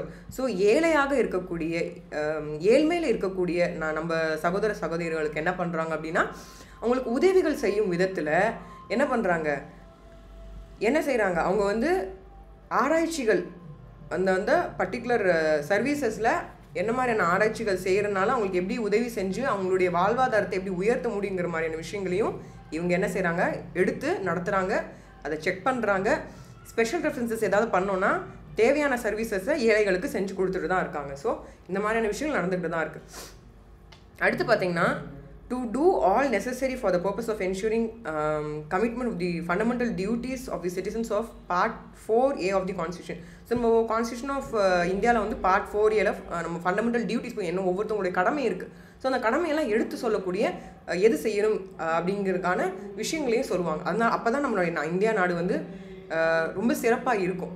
So அதுக்காக மாதிரி விஷயங்களையும் இவங்க சொல்கிறாங்க. இதுவும் உங்களுடைய முக்கியமான வேலை. அண்டு மானிட்டர் இன்வாலுவேட், மானிட்டர் பண்ணுறாங்க, கண்காணிக்கிறாங்க, மற்றும் அது சரியா இல்லையா இருக்கா அப்படிங்கிறத இவாலுவேட் பண்ணுறாங்க. Implementations of the legal aid programs.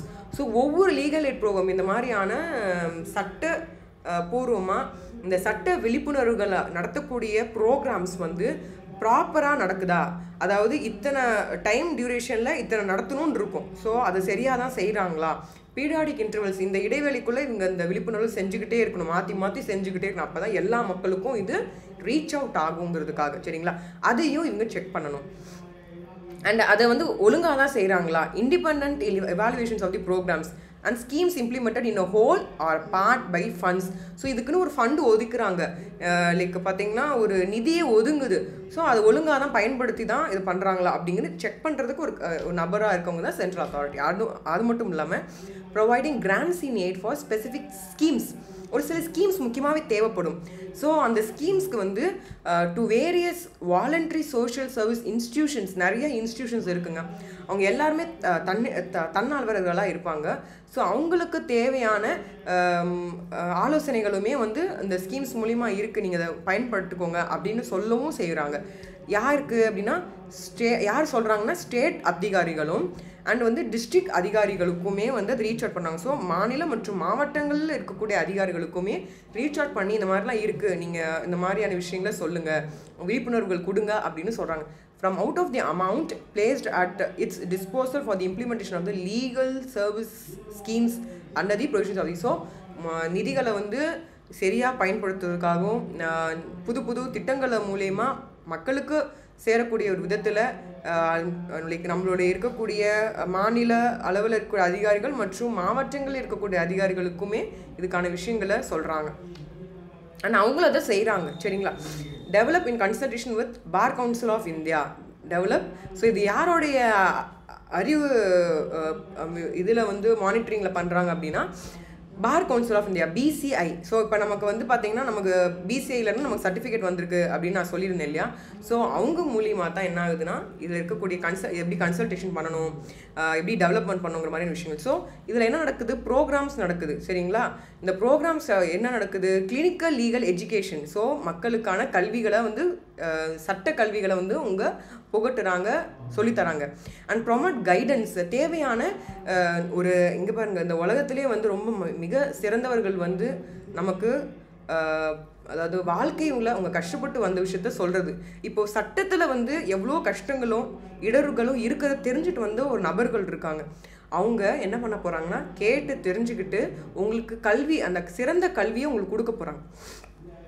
இது மூலிமா என்ன ஆக போகுது அப்படின்னா உங்களுக்கு ஒரு அப்படியே அந்த ஒரு எசன்ஸ் மட்டும் உங்களுக்கு டக்குன்னு உங்களுக்கு கிடைக்க போகுது. இவ்வளோ தூரம் வந்து சட்டம் படிச்சுட்டு அவங்க எக்ஸ்பீரியன்ஸ் ஆகி கேசஸ் நடத்தி அதுக்கெலாம் நிறைய ஃபார்மாலிட்டிஸ் மூலிமா சீனியர் கவுன்சில் ஆகி அதுக்கப்புறமா ப்ரமோஷன்லேயோ இல்லை வந்து லைக் கொலிஜியம்லேயோ போயிட்டு அவங்க ஜட்ஜஸ் ஆகி அதில் பல இடர்கள் மற்றும் பல கஷ்டங்களில் பல மோசமான மனிதர்கள் மத்தியில் அவங்க வந்து முடித்து அப்பாயிண்ட் ஆகி வராங்க. ஸோ அவங்க என்ன பண்ணுறாங்க, அவங்க வந்து கைடன்ஸ் கொடுக்க போகிறாங்க. அவங்களுடைய விலைமதிப்பு அற்ற விலைமதிப்பே கிடையாது. ஸோ அந்த மாதிரி ஒன்று அறிவுகளை வந்து நமக்கு கொடுக்க போகிறாங்க.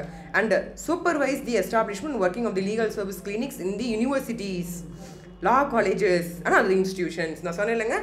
ஸோ எல்லா யூனிவர்சிட்டிஸ்லேயும் சரி, கல்வியில் இருக்கக்கூடிய யூனிவர்சிட்டிஸில், லா காலேஜஸில், அதர் இன்ஸ்டிடியூஷன்ஸில் எல்லாத்துக்குமே லீகல் சர்வீஸ் கிளினிக்ஸ் வந்து வைக்கிறதுனால அங்கே இருக்கக்கூடிய ரேகிங்ஸ், இந்த மாதிரி தேவையில்லாத பிரச்சனைகள், மாணவர்கள் இடையில் இருக்கக்கூடிய இந்த தவறுதலான ஒரு புரிதல் இதெல்லாம் இருக்காது. ஸோ உங்கள் சட்டக்கல்லூரிகளிலே வந்து நிறைய இருக்கனால நீங்கள் போய் கேட்டு தெரிஞ்சுக்கலாம். இப்போ நிறைய சட்டக்கல்லூரிகள் இருக்குது. எல்லா சட்டக்கல்லூரியும் இலவசமாக நீங்கள் கேட்டு தெரிஞ்சுக்கிற மாதிரியான அமைப்புகள் இருக்குது. ஸோ நீங்கள் கேட்டு தெரிஞ்சுக்கலாம். இல்லை கோட்வெளியில் வந்து லீகல் எய்ட் இருக்கும், நீங்கள் அங்கேயும் போய் கேட்டு தெரிஞ்சுக்கலாம். இல்லை தமிழ்நாடு லீகல் சர்வீஸ் அத்தாரிட்டின்னு சொல்லிட்டு சென்னையில் இருக்குது, நாங்கள் அங்கே தான் போய் இன்டர்ன்ஷிப் போனோம். ஸோ அங்கே போனாங்கன்னா உங்களுக்கு கைட் பண்ணுவாங்க, ஹெல்ப் பண்ணுவாங்க, உதவி பண்ணுவாங்க.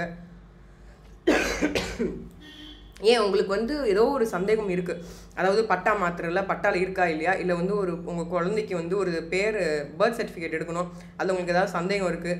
இப்போ வந்து எல்லாமே ஹாஸ்பிட்டலைஸ்லேயே எல்லாமே நம்பர் கொடுத்து உங்களுக்கு எடுத்துடுறாங்க, ஜிஹெச்லேயே பண்ணிடுறாங்க. இல்லை அது உங்களுக்கு பேசிக்காக ஏதாவது சந்தேகம் இருக்குது, இல்லை காப்பீட்டு திட்டத்தில் உங்களுக்கு ஏதாவது வராமல் இருக்குது அப்படின்னா கூட நீங்கள் கேட்டு அதில் கூட கேட்டு தெரிஞ்சுக்கலாம். சரிங்களா?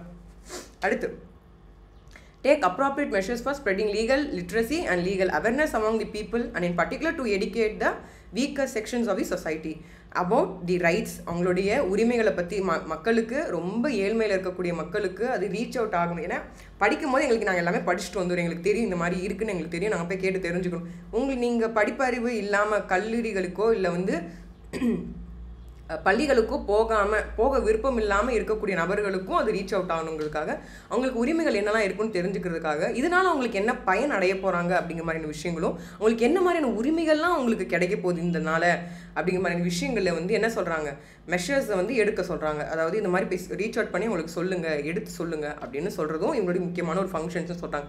To educate the weaker sections of the society. சரிங்களா? By social welfare legislation and other enactments as well as administration programs and measures. So இந்த மாதிரி ப்ரோக்ராம்ஸ் மூலிமா எல்லா தரப்பு மக்களுக்குமே இது விழிப்புணர்வுகள், சட்ட விழிப்புணர்வுகள் ஏற்படக்கூடிய விதத்தில் தான் இது நடத்திட்டு இருக்காங்க. Make special efforts. ஸோ இன்னுமே பத்தாது, இன்னுமே நிறையா வந்து அதிகமான உழைப்புகள் போட்டு மக்களுக்கு எடுத்துகிட்டு போகணும் அப்படிங்கிறதுக்காக enlist the support of the voluntary social welfare institution working at the grassroots level, particularly among the scheduled castes and scheduled tribes, women, rural and urban laborers. So பார்த்தீங்களா, நம்மளுடைய கிராமப்புறங்களிலும் மற்றும் வந்து நகரப்புறங்களிலும் இருக்கக்கூடிய மக்கள், வேலை பார்க்கக்கூடிய தொழில் சம்மந்தப்பட்டு இருக்கக்கூடிய வேலை பார்க்க நிறைய ஒர்க்கர்ஸ் இருக்காங்க. ஸோ அந்த லேபர்ஸ்களுக்கும் பெண்களுக்கும் முக்கியமாக, இதோட முக்கியமாக வந்து எஸ்சி எஸ்டி கம்யூனிட்டி மக்களுக்கும் வந்து இது வந்து சேரணும். அவங்களுடைய உரிமைகள் மாதிரியான விஷயங்களும் சரி, அவங்களுக்கு என்னெல்லாம் பயன் வந்து நிறைய நிதிகள் ஒதுக்கிட்டு இருக்காங்க, என்ன மாதிரி வாய்ப்புகள் இருக்குது, வேலை வாய்ப்புகளும் சரி, எதுவாக இருந்தாலும் சரி, வேலை வாய்ப்பில் உங்களுக்கு சந்தேகம் இருக்குது, ஒரு கம்பேஷன் கிரவுண்டில் உங்கள் வேலை வந்து நீங்கள் அங்கே போய் அணுகலாம். அது அணுகிற மூலிமா உங்களுக்கு ஈஸியாக உங்களுக்கு கிடைச்சிடும். என்ன மாதிரியான டாக்குமெண்ட்ஸாக நீங்கள் மெயின்டைன் பண்ணணும், டவுட் இருந்தால் கூட கேட்கலாம். இபிபிள் ஏன் இவ்வளோ வந்திருக்கு, ஏன் இவ்வளோ கம்மியாக வந்திருக்குன்னு கூட நீங்கள் கேட்கலாம். அந்த அளவுக்கு உங்களுக்கு எளிமையாக உங்களுக்கு சொல்லுவாங்க. அதையும் நீங்கள் கேட்குறதுல தப்பு கிடையாது. Coordinate and monitor the functioning of the state authorities, district authorities, Supreme Court Legal Service Committees, High Court Legal Service Committees, Taluk Legal Service Committees, Voluntary Social Service Institutions. So இந்த எல்லா மாதிரி இருக்கக்கூடிய, அதாவது மாநில, மத்திய மற்றும் வந்து டிஸ்ட்ரிக்டில் இருக்கக்கூடிய, மாவட்டங்களில் இருக்கக்கூடிய எல்லா இடங்களிலையுமே, ஹைகோர்ட் லீகல் சர்வீஸாக இருக்கட்டும், லைக் எல்லா விதமான தாலுக்களும் சரி, இல்லை அவங்களே தன்னிச்சையாக நான் வந்து உதவிகள் செய்யணும், சட்ட உதவிகள் செய்கிறதுக்காக நாங்கள் ஒரு இன்ஸ்டியூஷன் வச்சு நடத்திட்டுருக்கோம் அப்படி இருந்தாலும் சரி, இல்லை அதர் லீகல் சர்வீஸ் ஆர்கனைசேஷன் ஏதாவது ஒரு ஆர்கனைசேஷன் இருந்தாலும் சரி, சட்ட விதமான விழிப்புணர்வு பண்ணிட்டுருக்காங்க அப்படின்னாலும் சரி, அவங்கள கண்காணித்து சரியாக தான் பண்ணுறாங்களா, தவறுதான புகட்டுகள் ஏதாவது கொடுத்துட்ருக்காங்களா அப்படிங்கிற மாதிரியான விஷயங்கள்லாம் அவங்க பார்த்து அதை வந்து சரியாக தான் செய்கிறாங்களான்னு சொல்லிட்டு செக் பண்ணி கோஆர்டினேட் செஞ்சு, முக்கியமாக சரியான தகவல்கள் மற்றும் சரியான இம்ப்ளிமெண்டேஷன் ரீச் அவுட் ஆனால் தான் சரியாக இருக்கும். சொல்கிறது மட்டும் இல்லை, இதை செய்யுங்கன்னு சொல்கிறது மட்டும் இல்லை, அது சரியாக நடக்குதாங்கிறத பார்க்கணும், நடத்திட்டுருக்காங்களான்னு பார்க்கணும், அதுதான் முக்கியம். ஸோ இம்ப்ளிமெண்டேஷன் தான் லேகிங் எல்லா இடத்துலையுமே.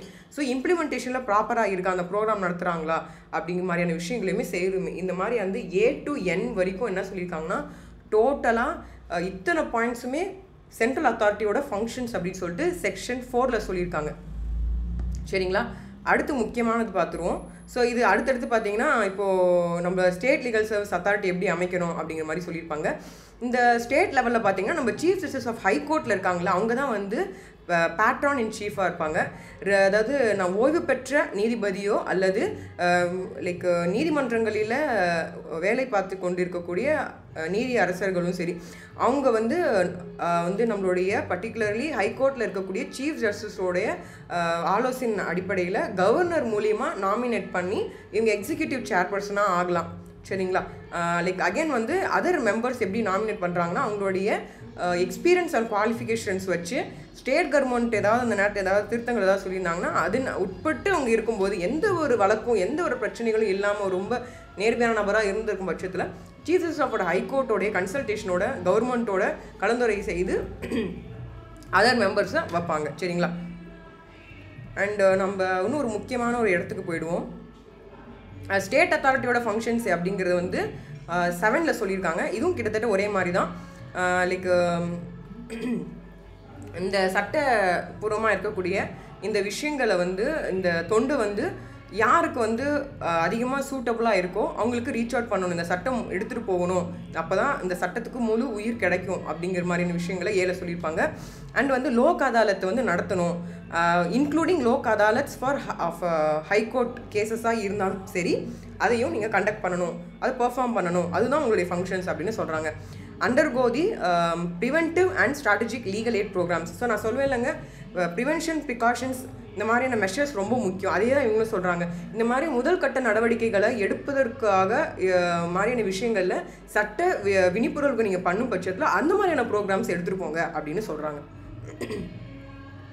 Perform such other functions as the state authority, consultation with the central authorities, fixed by the regulations. So நம்ம எல்லாமே ரெகுலேஷன்ஸ் தாங்க. ஸோ அந்த ரெகுலேஷன்ஸ் அடிப்படையில் சென்ட்ரல் அத்தாரிட்டியோட அவங்களோட கிட்ட கலந்துரையாடல் செஞ்சுட்டு டிஸ்கஷன் பண்ணிவிட்டு இந்த பர்டிகுலர் ஸ்டேட் அத்தாரிட்டிஸில் இருக்கக்கூடிய எங்கள் அனைவருமே அவங்களுடைய வேலைகளை செய்யணும் அப்படின்னு சொல்லியிருக்காங்க. ஸோ இதுதான் வந்து ஒரு ஜென்ரலான ஒரு idea. So high court legal service கமிட்டியில் எங்கே இருக்காங்கன்னா 8A செக்ஷனில் சொல்லியிருக்காங்க.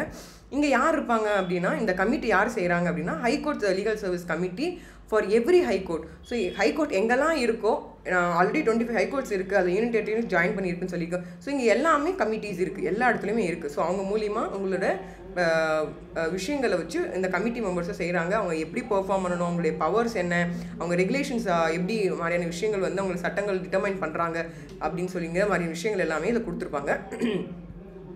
இந்த கமிட்டியில் யார் இருப்பாங்க அப்படின்னா, நான் சொன்ன மாதிரி சேர்மன் இருப்பாங்க. அதே மாதிரி நம்மளுடைய முக்கியமாக சொல்லக்கூடிய sitting judge of the high court தான் இருப்பாங்க. அதாவது நீதி அரசராக இருக்கக்கூடிய இப்போ சமீபத்தில் இருக்கக்கூடிய நபர் யாரும் அவங்க தான் சேர்மனாக இருப்பாங்க.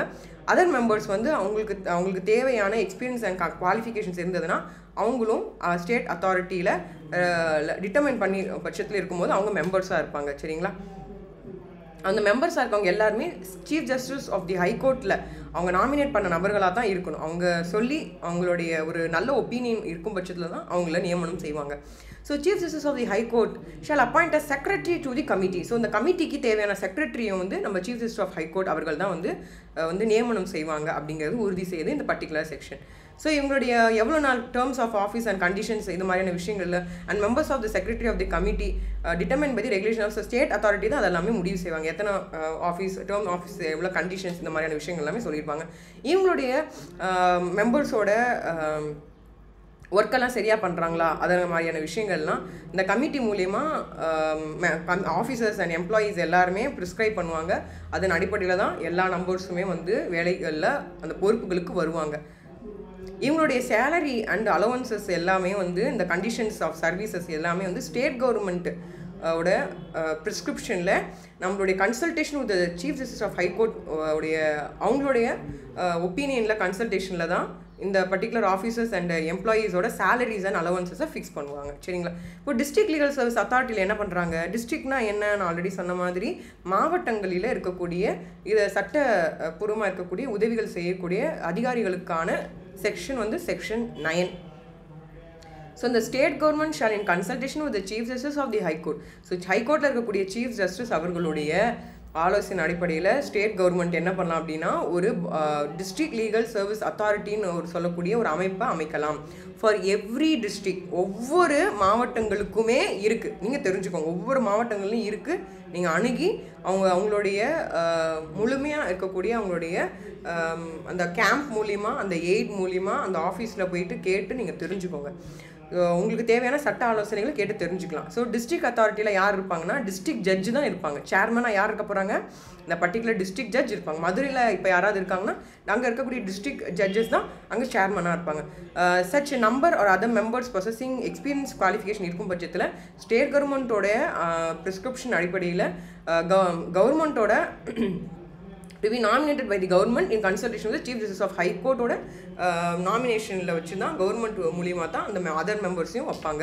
அந்த ஸ்ட்ரென்த்தை பொறுத்து மாறும். அந்த ஆஃபீஸர்ஸ் கமிட்டிஸில் எவ்வளோ பேர் வேணும், எந்தெந்த இடத்துக்கு பிரிஞ்சு வந்து இவங்க போய் விழிப்புணர்வு கொடுக்க போகிறாங்கங்கிறத வச்சு அதை வந்து அவங்க அந்த நேரத்துக்கு தகுந்த மாதிரி அவங்க இன்க்ரீஸ் ஆர் டிக்ரீஸ் பண்ணிப்பாங்க. சரிங்களா? இப்போது வந்து இதோடைய ஃபங்க்ஷன்ஸ் எங்கே சொல்லியிருக்குன்னா 10 செக்ஷன் 10ல் சொல்லியிருக்காங்க. உங்களுடைய ஒர்க் என்ன? ஆக்டிவிட்டீஸை வந்து கோஆர்டினேட் பண்ணும். Taluk level legal service committee and other legal service இன் டிஸ்ட்ரிக்டில் எடுத்துகிட்டு போகணும் அப்படிங்கிறத பற்றின விஷயங்களும் இவங்களுடைய முக்கியமான வேலை. அடுத்த வேலை என்ன?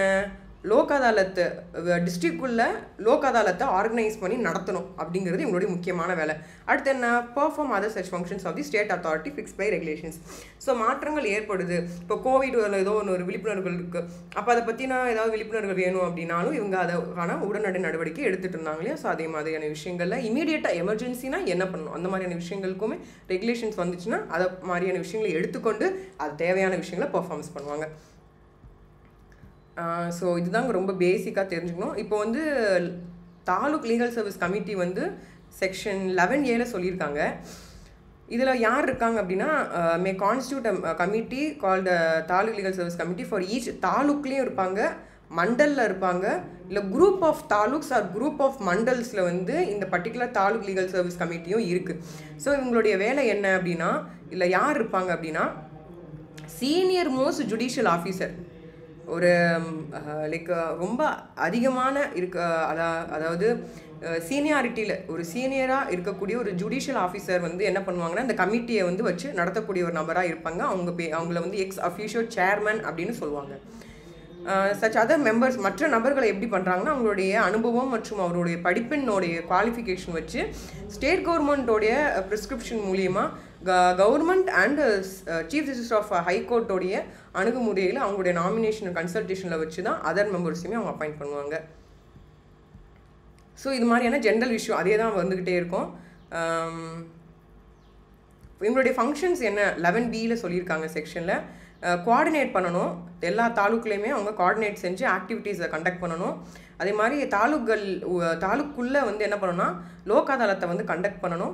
அதே மாதிரி டிஸ்ட்ரிக்ட் அத்தாரிட்டியோடைய அணுகுமுறை அவங்களுடைய விஷயங்களை வந்து அசைன் பண்ண வேலைகளை வந்து இவங்க செய்யணும், பெர்ஃபார்ம் பண்ணணும், அண்ட் அந்த ஃபங்க்ஷன்ஸை ஃபாலோ பண்ணணும், அதர் ஃபங்க்ஷன்ஸை ஃபாலோ பண்ணணும். இதுதான் தாலுக்கில் இருக்கக்கூடிய லீகல் சர்வீஸ் கமிட்டியோட முக்கியமான வேலைகள்.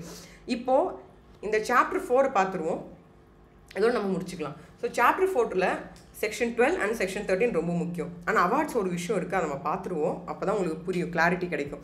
So criteria for giving legal சர்வீசஸில் every person who has to file or defend a case shall be entitled to legal service under this act. So like இப்போ பார்த்தீங்கன்னா இப்போ ஒரு சந்தேகம் இருக்கலாம், அதாவது இந்த மாதிரி வந்து ஒரு ட்ரெஸ்ஸிங் சென்ஸ் பற்றி நிறையா யூடியூப்ஸில் நிறையா ரீல்ஸ் நிறையா புகைப்படங்கள்லாம் வருது, ஒரு ரொம்ப ஆபாசமான படங்களாகவும் இருக்கலாம். ஸோ இந்த மாதிரி இருக்குது, இது எனக்கு மனசுக்கு ரொம்ப உறுத்திக்கிட்டே இருக்குது, நான் போய் சொல்லலாமான்னா போய் சொல்லலாம், அதுக்கு நடவடிக்கை எடுப்பாங்கன்னா கண்டிப்பாக எடுப்பாங்க. சரிங்களா? இப்போ உங்களுக்கு ஒரு யாரோ ஒருத்தவங்க ஒரு அதிகப்படியாக வந்து ஏமாற்றிட்டுருக்காங்கன்னு தெரிய வருது, எதுவாக வேணா இருக்கலாம், காசோ இல்லை சீட்டு விடுறதுலையோ இல்லை நகை வாங்கி தரேன் இடம் வாங்கி தரேன்னு சொல்லி ஏமாற்றுறவங்களாக இருக்காங்க.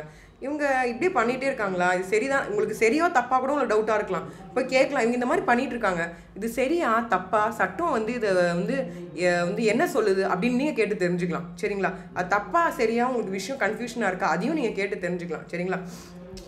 அதான் சொல்கிறாங்க, every person who has to file a case. ஒரு கேஸ் ஃபைல் பண்ண போகிறீங்க, இவன் மேலே கேஸ் புகார் செய்யலைன்னா இவன் சும்மா இருக்க மாட்டான்னு தெரிய வருது அப்படின்னாலும் நீங்கள் போய் கேட்கலாம். இல்லை உங்களுக்கே ஒரு கேஸ் இருக்குது, உங்களை நீங்கள் காப்பாற்றிக்கணும் அப்படின்னாலும் நீங்கள் போய் கேட்டு தெரிஞ்சுக்கலாம். Shall be entitled to legal service under this act. சரிங்களா? ஸோ இப்போ இதில் முக்கியமாக யாரெல்லாம் சொல்கிறாங்க, ஷெட்யூல் கேஸ்ட், ஷெட்யூல் ட்ரைப்ஸ், அதாவது பின்தங்கி இருக்கக்கூடிய நம்ம சகோதர சகோதரிகள், முக்கியமாக வந்து நம்மளுடைய லைக் ஜாதி மூலியமாக அவங்கள பின்தங்கியவர்களாக சொல்லக்கூடிய நபர்களை வந்து அந்த நண்பர்களையும் வந்து என்ன பண்ணுறாங்கன்னா தேவையான உதவிகளை செய்வதற்கு ரொம்ப வந்து என்ன பண்ணுறாங்க அப்படின்னா உதவி செய்கிறதுல முதல் கட்ட க்ரைட்டீரியாவில் வச்சுருக்காங்க. அவங்களுக்கு கண்டிப்பாக உதவி செய்யணும். ரொம்ப அதிகமான அராஜகங்கள் அவங்களுக்கு ரொம்ப மோசமான நிலைகளில் நடந்துட்டு இருந்ததுங்க. அந்த சட்டத்தை எடுத்து சொல்கிறேன். இப்போ வந்து பார்த்திங்கன்னா சும்மா பேசுறதுக்கு எல்லாமே வந்து நாங்கள் இந்த தாழ்த்தப்பட்ட மக்கள் தெரிஞ்சுக்கிட்டு இப்படி எங்களை வந்து சொல்கிறாங்கன்னு சொல்லிட்டு தவறான ஒரு விஷயம் செஞ்சுட்டு இருக்காங்க. ஆனால் அந்த மாதிரி தவறுதலாக பொய் வழக்குகள் போட்டுக்கிட்டே இருந்தீங்க அப்படின்னா அந்த சட்டமே இல்லாமல் போயிடும். திருப்பியும் அந்த அராஜக மாதிரியான விஷயங்கள் திருப்பி வந்துடும். அதனால் வந்து உண்மையாகவே உங்களை கஷ்டப்படுத்தியிருக்காங்க அப்படின்னா மட்டும் கம்ப்ளைண்ட் பண்ணுங்கள்.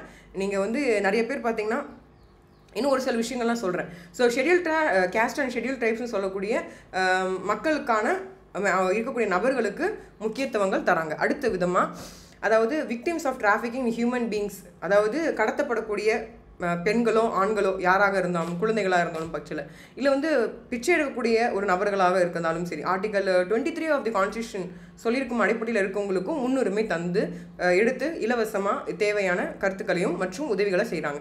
பெண்கள் மற்றும் குழந்தைகளுக்கு என்ன பிரச்சனைகள் ஏற்படுதுன்னா, பாக்ஸோ ஆக்ட் வந்து நிறைய பொய் கேசஸ் போடுறாங்க.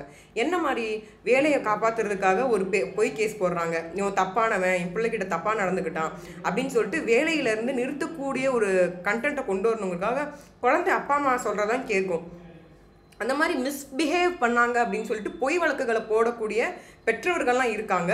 இன்னும் பலர் வந்து இதை பயன்படுத்திக்கிறாங்க. சரிங்களா? ஸோ இந்த மாதிரி இருக்கிறனால என்ன ஆகுனா, இந்த சட்டமே இல்லாமல் ஒரு கட்டத்தில் போயிடும், ரிப்பல் பண்ணிடுவாங்க. அதனால கொஞ்சம் சீரியஸ்னஸ் புரிஞ்சுக்கோங்க. பொய்யான விஷயங்களை பதவிகள் வந்து வந்துக்கிட்டே இருந்து வதந்திகள் வந்துக்கிட்டே இருக்குது, பொய்யான வழக்குகள் வந்துக்கிட்டு இருக்குன்னு தெரிஞ்சிடும். எப்படி இன்வெஸ்டிகேஷனில் தெரிஞ்சிடும்.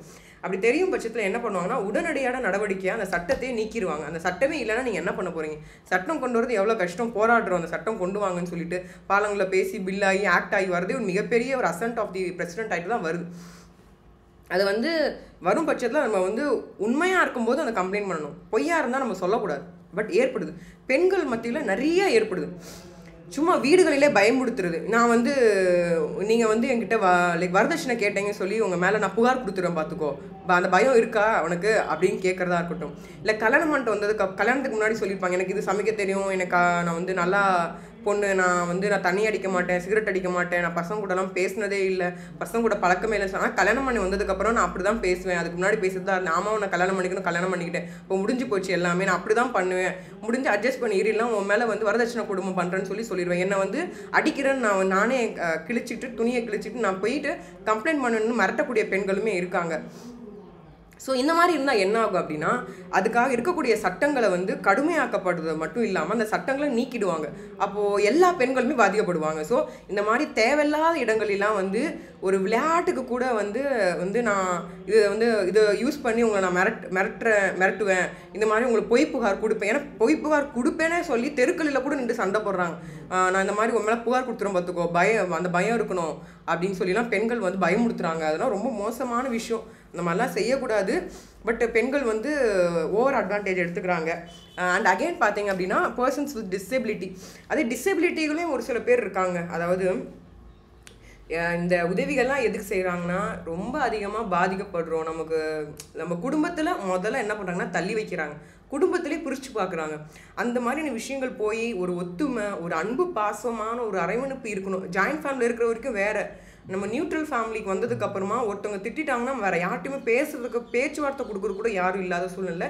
இந்த சட்டம் இருக்கா இல்லையா கூட நமக்கு தெரியல, ஒரு ஆலோசனை கேட்கணும்னா நமக்கு தெரியல, அப்பா அம்மா விட்டால் வேறு யாரும் தெரியாது. அந்த மாதிரி இருக்கும்போது எல்லாருக்கும் சேர்ந்துருச்சுன்னா அவங்களுடைய கடமைகள் மற்றும் உரிமைகள், அவங்க சட்டங்களை எந்த அளவுக்கு நேர்மையாக பயன்படுத்திக்கணும் மாதிரி விஷயங்கள்லாம் அவங்களுக்கு கொடுத்துருவாங்க. ஸோ இதெல்லாம் வந்து முக்கியமாக வந்து நிறைய நபர்கள் வந்து இருக்குன்னே தெரியாமல் கஷ்டப்பட்டு இருக்காங்க. ஆனால் இந்த மாதிரியான விஷயங்கள் வந்து இருக்குன்னு தெரிஞ்சுக்கிட்ட ஓவர் அட்வான்டேஜ் எடுத்துக்கிறவங்களும் இருக்காங்க. 2 பாயிண்ட் ஆஃப் கிராஸ் ஆஃப் இதுவும் இருக்குது, பேலன்ஸ் போய்கிட்டு இருக்கு. ஸோ வந்து அதிகமாக மிஸ்யூஸ் ஆகிட்டு இருக்கு அப்படிங்கிறத நான் சொல்லிக்கிறேன். இப்போ டிசேபிள்டு என்ன மிஸ்யூஸ் பண்ணுறாங்க? இப்போ டிசேபிள்டே பார்த்தீங்கன்னா லைக் அவங்களும் நம்ம சகோதர சகோதரிகள் தான். ஆனால் அவங்க என்ன பண்ணுறாங்கன்னா, வேலைகள் வந்துக்கிட்டாங்கன்னா அந்த இடத்துல வந்து என்ன பண்ணுறாங்க, கரப்ஷனை வந்து இவங்க செய்கிறாங்க. வேலை கிடச்சிருந்து அந்த கரப்ஷனை இவங்க செய்கிறாங்க.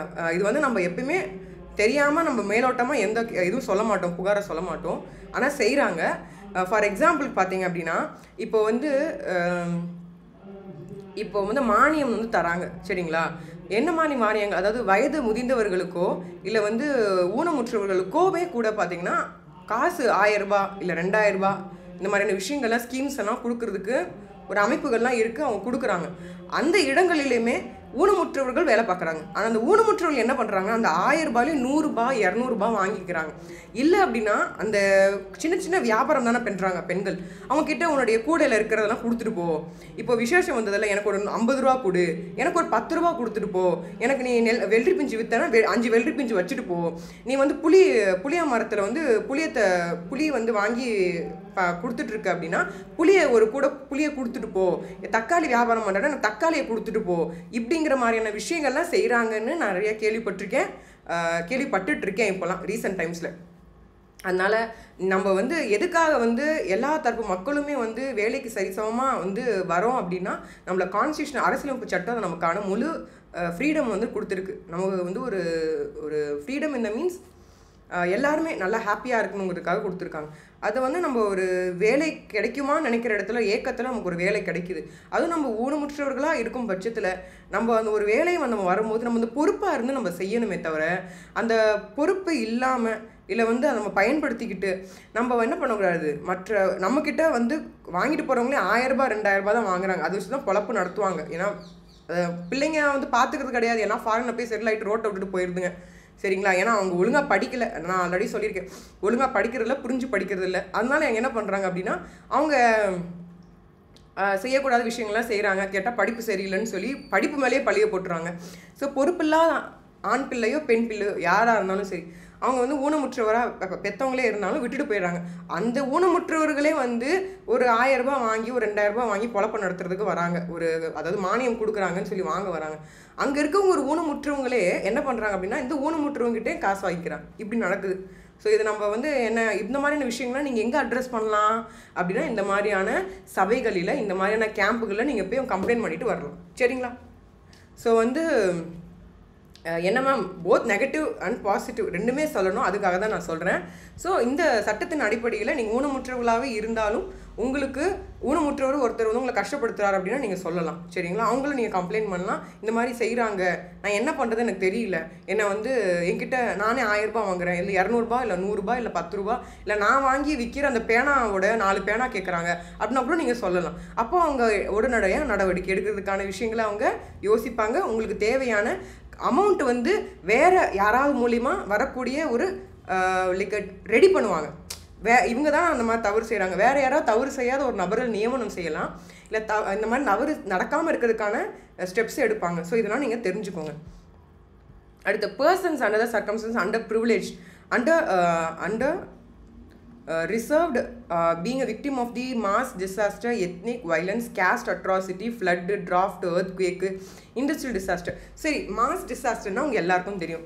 பெரிய ஒரு அழிவு ஏற்படக்கூடிய ஒரு விஷயத்தில் ஒரு மீட்கப்பட்ட ஒரு நபர் விக்டிம், பாதிக்கப்பட்ட நபர் தாங்க விக்டிம், சரிங்களா? ஸோ அவங்க பாதிக்கப்பட்டவங்க குடும்பத்தை இழந்திருக்கலாம், சுனாமி ஃப்ளட்டெல்லாம் நிறைய பேர் உயிரிழந்தாங்க. ஸோ அந்த மாதிரியான விக்டிம்ஸில் இருந்திருக்காங்க. ஸோ அந்த நபர் அவங்களும் கேட்டு இந்த இலவச மாதிரி நடக்கக்கூடிய ஆலோசனைகளை கேட்டு தெரிஞ்சுக்கலாம். எத்தனிக்கான விஷயங்கள், ஒரு எத்தனிக்னா உங்களுக்கே தெரியும், ஏதோ ஒரு லைக் இந்த மாதிரி தான் இருக்கணும் அப்படின்னு ஒரு விஷயம் இருக்கும். ஸோ அது மாறுபட்டு இருக்கும் பட்சத்தில் அதனால பாதிக்கப்படுறதுனால சட்ட ஆலோசனைகளை நீங்கள் கேட்டு அதுலேயுமே நீங்கள் தெரிஞ்சுக்கலாம். அடுத்தபடியாக பார்த்தீங்கன்னா இனத்தவர்னு சொல்லுவோம். எத்னிக் அப்படின்னா வந்து இனத்தவர்னு சொல்லக்கூடிய வார்த்தையோட டேர்ம். ஸோ அது மூலிமா ஏதோ ஒரு சர்க்கம்ஸ்டன்ஸில் பாதிக்கப்படுறீங்கனாலும் நீங்கள் சொல்லலாம். வைலன்ஸ்னு சொல்லக்கூடிய லைக் வன்முறைகள் ஏற்படும் பட்சத்துலேயும் நீங்கள் போயிட்டு கம்ப்ளைண்ட் பண்ணலாம். அதே மாதிரி உங்களுக்கு அதாவது சாதியின் அடிப்படையில் ஒரு திருமணங்களில் வந்து நிறையா பிரச்சனை ஏற்படுங்க. இந்த காதல் திருமணம்லாம் ஏற்படுது அப்படின்னா பெற்றவங்களே அப்படியே மனசாட்சியே இல்லாமையே சொல்லுவாங்க, கொன்றுவேன், வெட்டிடுவாங்க. இந்த மாதிரியான விஷயங்கள்லாம் ரொம்ப அதிகமாக சொல்லுவாங்க. ஏன் நம்ம நிறைய ப்ரோக்ராம்ஸு, யூடியூப் ப்ரோக்ராம்ஸில் நீயா நானா அந்த ப்ரோக்ராம்ஸில் கூட நிறைய பேர் பார்த்திங்கன்னா வன்முறைகள் உச்சக்கட்டத்தில் அதாவது அந்த பர்டிகுலர் பர்சனே கொண்டு மாதிரி எக்ஸ்பீரியன்ஸ்லாம் கூட வந்து யூடியூப்ஸ்லேயும் அண்ட் நிறைய டிவி ப்ரோக்ராம்ஸ்லேயும் சொல்கிறாங்க. ஸோ உச்சகட்டமான ஜாதி வன்முறைகள் நடந்துட்டுருக்கு. ஸோ அந்த மாதிரி இருக்குது அந்த பட்சத்தில். இல்லை வந்து ஒரு கடையை நடத்த விட மாட்டாங்க, இல்லைனா பார்த்திங்கன்னா ஒரு அந்த தெருக்களில் வந்து போக விட மாட்டாங்க, உட்காந்து டீ கடையில் டீ குடிக்க விட மாட்டாங்க. இந்த மாதிரியான விஷயங்கள் எல்லாமே இனிமேல் நடந்துக்கிட்டு தான் இருக்குது, இல்லைன்னு சொல்லவே முடியாது. எல்லா இடத்துலையும் நடந்துக்கிட்டு தான் இருக்குது. ஒரு அத்தாரிட்டியாக இருப்பாங்க, அவங்களே அதெல்லாம் செஞ்சுட்டு இருப்பாங்க. சட்டம்லாம் படிச்சுட்டு வந்தவங்களே கூட செஞ்சுட்டு இருப்பாங்க. நானே சொல்லியிருக்கேன் இல்லையா, நான் வந்து வேலைக்கு போய் கேட்கும் போது கூட நீங்கள் வந்து அதர் ரிலீஜன், நாங்கள் வந்து உங்களை வேலைக்கு எடுத்துக்க மாட்டோம், நாங்கள் வந்து இந்த ரிலீஜன்னு சொல்லியிருக்காங்க. நான் ஏன்னா நம்ம வந்து எந்த ரிலீஜனும் ஃபாலோ பண்ணுறது இல்லை, நம்ம வந்து நல்லதாக இருந்தால் எல்லாத்தையும் ஃபாலோ பண்ணிக்கிற மாதிரி ஒரு கன்சர்ன் பர்சன். ஆனால் எதை மாதிரி அங்கே யார் பிரசாதம் கொடுக்குறாங்க, இல்லை அவங்களுடைய அன்பின் பிரகாரம் அவங்க கிஃப்ட் கொடுக்குறாங்கன்னா நம்ம எதுவுமே வேண்டான்னு சொன்னதில்லை. நம்ம எல்லாமே நம்ம வீட்டில் தான் இருக்குது. அவங்க கொடுத்த அன்பளிப்பு எல்லாமே நம்ம வீட்டில் இருக்குது. எல்லா தரப்பு மக்களும் அனைத்து விதமாக இருக்கக்கூடிய வழிபாடுகள் நடத்தக்கூடிய நபர்களுடைய அன்பும் பாசம் அரவணைப்போடு அவங்களுடைய கைடன்ஸோடு நம்ம வாழ்ந்துட்டு இருக்க ஒரு நபர்கள். நமக்கே வந்து என்ன பண்ணுறாங்க, நம்ம ஒரு லா ஸ்டூடெண்ட்டாக முடிச்சுட்டு போய் வேலை கேட்கும் போது நமக்கும் அந்த தருணம், அதுவும் படித்த வழக்கறிஞர் ஒரு சில பேர் செஞ்சாங்க. அது வந்து ஒரு பாயிண்ட். இன்னொரு பாயிண்டில் வந்து அது மாதிரி இருக்க வழக்கறிஞரை நமக்கு உதவி செஞ்சு நிறைய வந்து கைடன்ஸும் கொடுத்தவங்களும் இருக்காங்க. ஸோ 2 டைப் ஆஃப் பீப்புள்ஸும் இருக்காங்க, தெரிஞ்சுக்கோங்க. அடுத்து வந்து டிராஃப்ட். ஸோ டிராஃப்ட் மாதிரியான ரொம்ப பஞ்சப்பாடு மாதிரியான விஷயங்கள் ஏற்படும் பட்சத்தில் இருந்தாலும் சரி, அதுவுமே அட்ரஸ் பண்ணி நீங்கள் சொல்லலாம். அதாவது வறட்சி மாதிரியான விஷயங்கள், இல்லை வந்து நிலநடுக்கம் ஏற்படக்கூடிய, இல்லை வந்து இண்டஸ்ட்ரியல் டிசாஸ்டர், நான் சொன்ன மாதிரி தொழிற்சாலையில் ஏற்படக்கூடிய மிகப்பெரிய அழிவாக இருக்கக்கூடிய விஷயங்களையும் நீங்கள் அட்ரஸ் பண்ணலாம். ஸோ இண்டஸ்ட்ரியலில் ஒர்க் பண்ணக்கூடிய ஒர்க்மேன் அவங்களும் போய் சொல்லலாம். இப்போ கஸ்டடியில் இருக்கக்கூடிய ஒரு ப்ரொடெக்டிவ் ஹோமில் இருக்காங்க அப்படின்னாலும் அவங்களும் அணுகலாம். அதே மாதிரி இம்மார்டல் டிராஃபிக்கிங் ப்ரிவென்ஷன் ஆக்டில், இல்லை வந்து பார்த்தீங்கன்னா ஜூவலைன் ஹோமில் இருக்கக்கூடிய இந்த ஜூவலைன் ஜஸ்டிஸ் ஆக்டில் அடிப்படையில் இருக்கக்கூடிய definition, I mean section 2 of clause ஜேல இருக்கவங்களும் சரி, அதே மாதிரி சைக்காட்ரிக் ஹாஸ்பிட்டல், சைக்காட்ரிக் நர்சிங் ஹோம்ஸில் இருக்கக்கூடிய நபர்களுக்கான சட்டமாக மென்டல் ஹெல்த் ஆக்ட் 1987 இருக்குது. அந்த சட்டத்தின் அடிப்படையிலேயே உதவி தேவைப்படுதுனாலும் அவங்களுக்கும் கேட்டு உதவி செய்கிறதுக்கு ரொம்ப தயாராக இலவசமாக செஞ்சு தராங்க. ஆனுவல் இன்கம் லெஸ் தென் ₹9,000, 9,000க்கு கீழே ஆனுவல் இன்கம், ஒரு வருஷத்துக்கு 9,000 தான் சம்பாதிக்கிறாங்க. ஏன்னா வருஷத்துக்கு சம்பாதிக்காதவங்க வீட்டு பெண்கள்லாம் இருக்காங்க பார்த்தீங்களா, வீடுகளில் வீட்டு வேலை மட்டும் செஞ்சுக்கிட்டு அம்மாக்கள்லாம் நிறைய பேர் இருக்காங்க. அவங்களுக்கு காசே இருக்காது, சம்பாதிக்கவே இருக்க மாட்டாங்க. அப்போ அவங்க என்ன பண்ணுறாங்க, இப்போ 200 வாங்கி வேலை பார்க்குறவங்களாம் இருக்காங்களா, ஒரு நாளைக்கு 200, 250, 100 வாங்கி 100 டே ஸ்கீம் ஒன்று இருந்துச்சு. அது மிகப்பெரிய ஒரு ஃப்ராடு நடக்குது. அது என்ன பண்ணுறதுன்னு தெரில. 100 நாள் வேலை திட்டம் எது கொண்டு வந்தாங்கன்னா, அவங்கவுங்க ஊரில் அவங்கவுங்களுக்கு பிரச்சனை. இப்போ வந்து தண்ணி வர மாட்டேங்குது, ஆற்றுலேருந்து தண்ணி வர மாட்டேங்குது, தண்ணி வந்து என்ன பண்ண முடியல, தண்ணியை வந்து தோண்டியோ அதை வந்து பெருசு அகலப்படுத்துறதுக்கோ வாய்க்காலை வந்து பெருசுப்படுத்தவும் முடியல அப்படின்னு நமக்கு நிறைய சொல்லிக்கிட்டே இருக்கும். அதனால் என்ன பண்ணுறோம், 100 நாள் வேலை இப்போ திட்டத்தின் மூலிமா என்ன பண்ணுறாங்கன்னா, கருவேல மரம் இருந்தால் என்ன ஆகும், கருவேல மரம் ஃபுல்லாக தண்ணியெல்லாம் ஈர்த்துரும்னு எல்லாருமே சொல்கிறாங்க. அப்போ அந்த மரங்களை அந்த ஊர் மக்களே வேலை நீங்களே செய்யுங்க, அதுக்கு நாங்களே காசு கொடுக்குறோன்னு சொல்லி கொடுக்குறாங்க. அது கூட வேலை பார்க்காம மரத்தடியில் படுத்து தூங்கிட்டு மதியம் ஆச்சுன்னா சாப்பாடு எடுத்துகிட்டு ஸ்கூல்களில் உட்காந்துட்டு அப்படியே கதை பேசிட்டு போகக்கூடிய பெண்களும் இருக்காங்க. அவங்களையும் நம்ம பார்த்துருக்கோம். என்னடா அது 250, 200 வாங்கிட்டு வேலையும் பார்க்காம படுத்து தூங்கிட்டு அப்புறமா கருவேல முல்லை வளர்ந்து கிடக்கு. அப்புறமா நம்ம ஏன்னா அவங்க ஊரில் அவங்க இடத்துல இருக்கக்கூடிய விஷயங்களை தான் சரிப்படுத்துகிறாங்க. அவங்க அதுக்கு தான் அவங்க காசும் வாங்கிக்கிறாங்க. ஸோ சும்மா அந்த ரேஷன் கார்டோ அதில் வந்து ஆதார் கார்டையும் காமிச்சிக்கிட்டு காசையும் வாங்கிக்கிட்டு வேலையை பார்க்காம இருக்காங்க. இன்னும் ஒரு சில பேர் அங்கே ஊரில் இருக்கக்கூடிய இந்த பிரசிடென்ட்டு அவங்களுடைய ஒய்ஃப்லாம் அதிலே பேரை போட்டுக்கிட்டு அதிலே அவங்க மெம்பராகவும் இருந்துக்கிட்டு பிரசிடெண்ட்டாக வந்துட்டு கணக்கில் இவங்க காசு அதையும் போட்டு அமுக்கிறவங்களும் இருக்காங்க. இந்த மாதிரி நிறைய விதமான விஷயங்கள்லாம் நடந்துகிட்ருக்கு, பிரச்சனைகள் நடந்துகிட்ருக்கு. நிறைய வந்து சட்டவிரோதமான செயல்களில் ஈடுபட்டுட்டு தான் இருக்காங்க மக்கள். ஸோ வந்து 9,000க்கு கீழே இருக்கவங்க இதை அணுகலாம், தாராளமாக அணுகலாம்.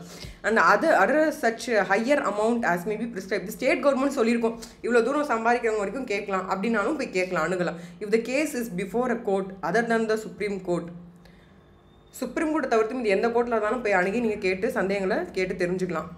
லெஸ் தென் ₹12,000, 12,000க்கு கம்மியாக இருக்கும் பட்சத்தில் such other higher amounts as may be prescribed by the central government if the case is before the Supreme Court. Supreme Courtல வந்து ஒரு கேஸ் போகுது, அதோடைய வந்து அமௌண்ட் வந்து பார்த்திங்கன்னா கிட்டத்தட்ட ஒரு 12,000 மாதிரியான விஷயங்கள் or such higher amounts as may be prescribed by the central government வந்து ஒரு அமௌண்ட் வச்சுருக்காங்க. அந்த அமௌண்ட்டுக்கு இதில் இருந்தது அப்படின்னா அவங்க என்ன பண்ணோம், சுப்ரீம் கோர்ட்லேயும் வந்து அந்த கேஸை போய் இருந்தாலுமே அவங்க கேட்டு தெரிஞ்சுக்கலாம் அப்படின்னு சொல்கிறாங்க. சரிங்களா?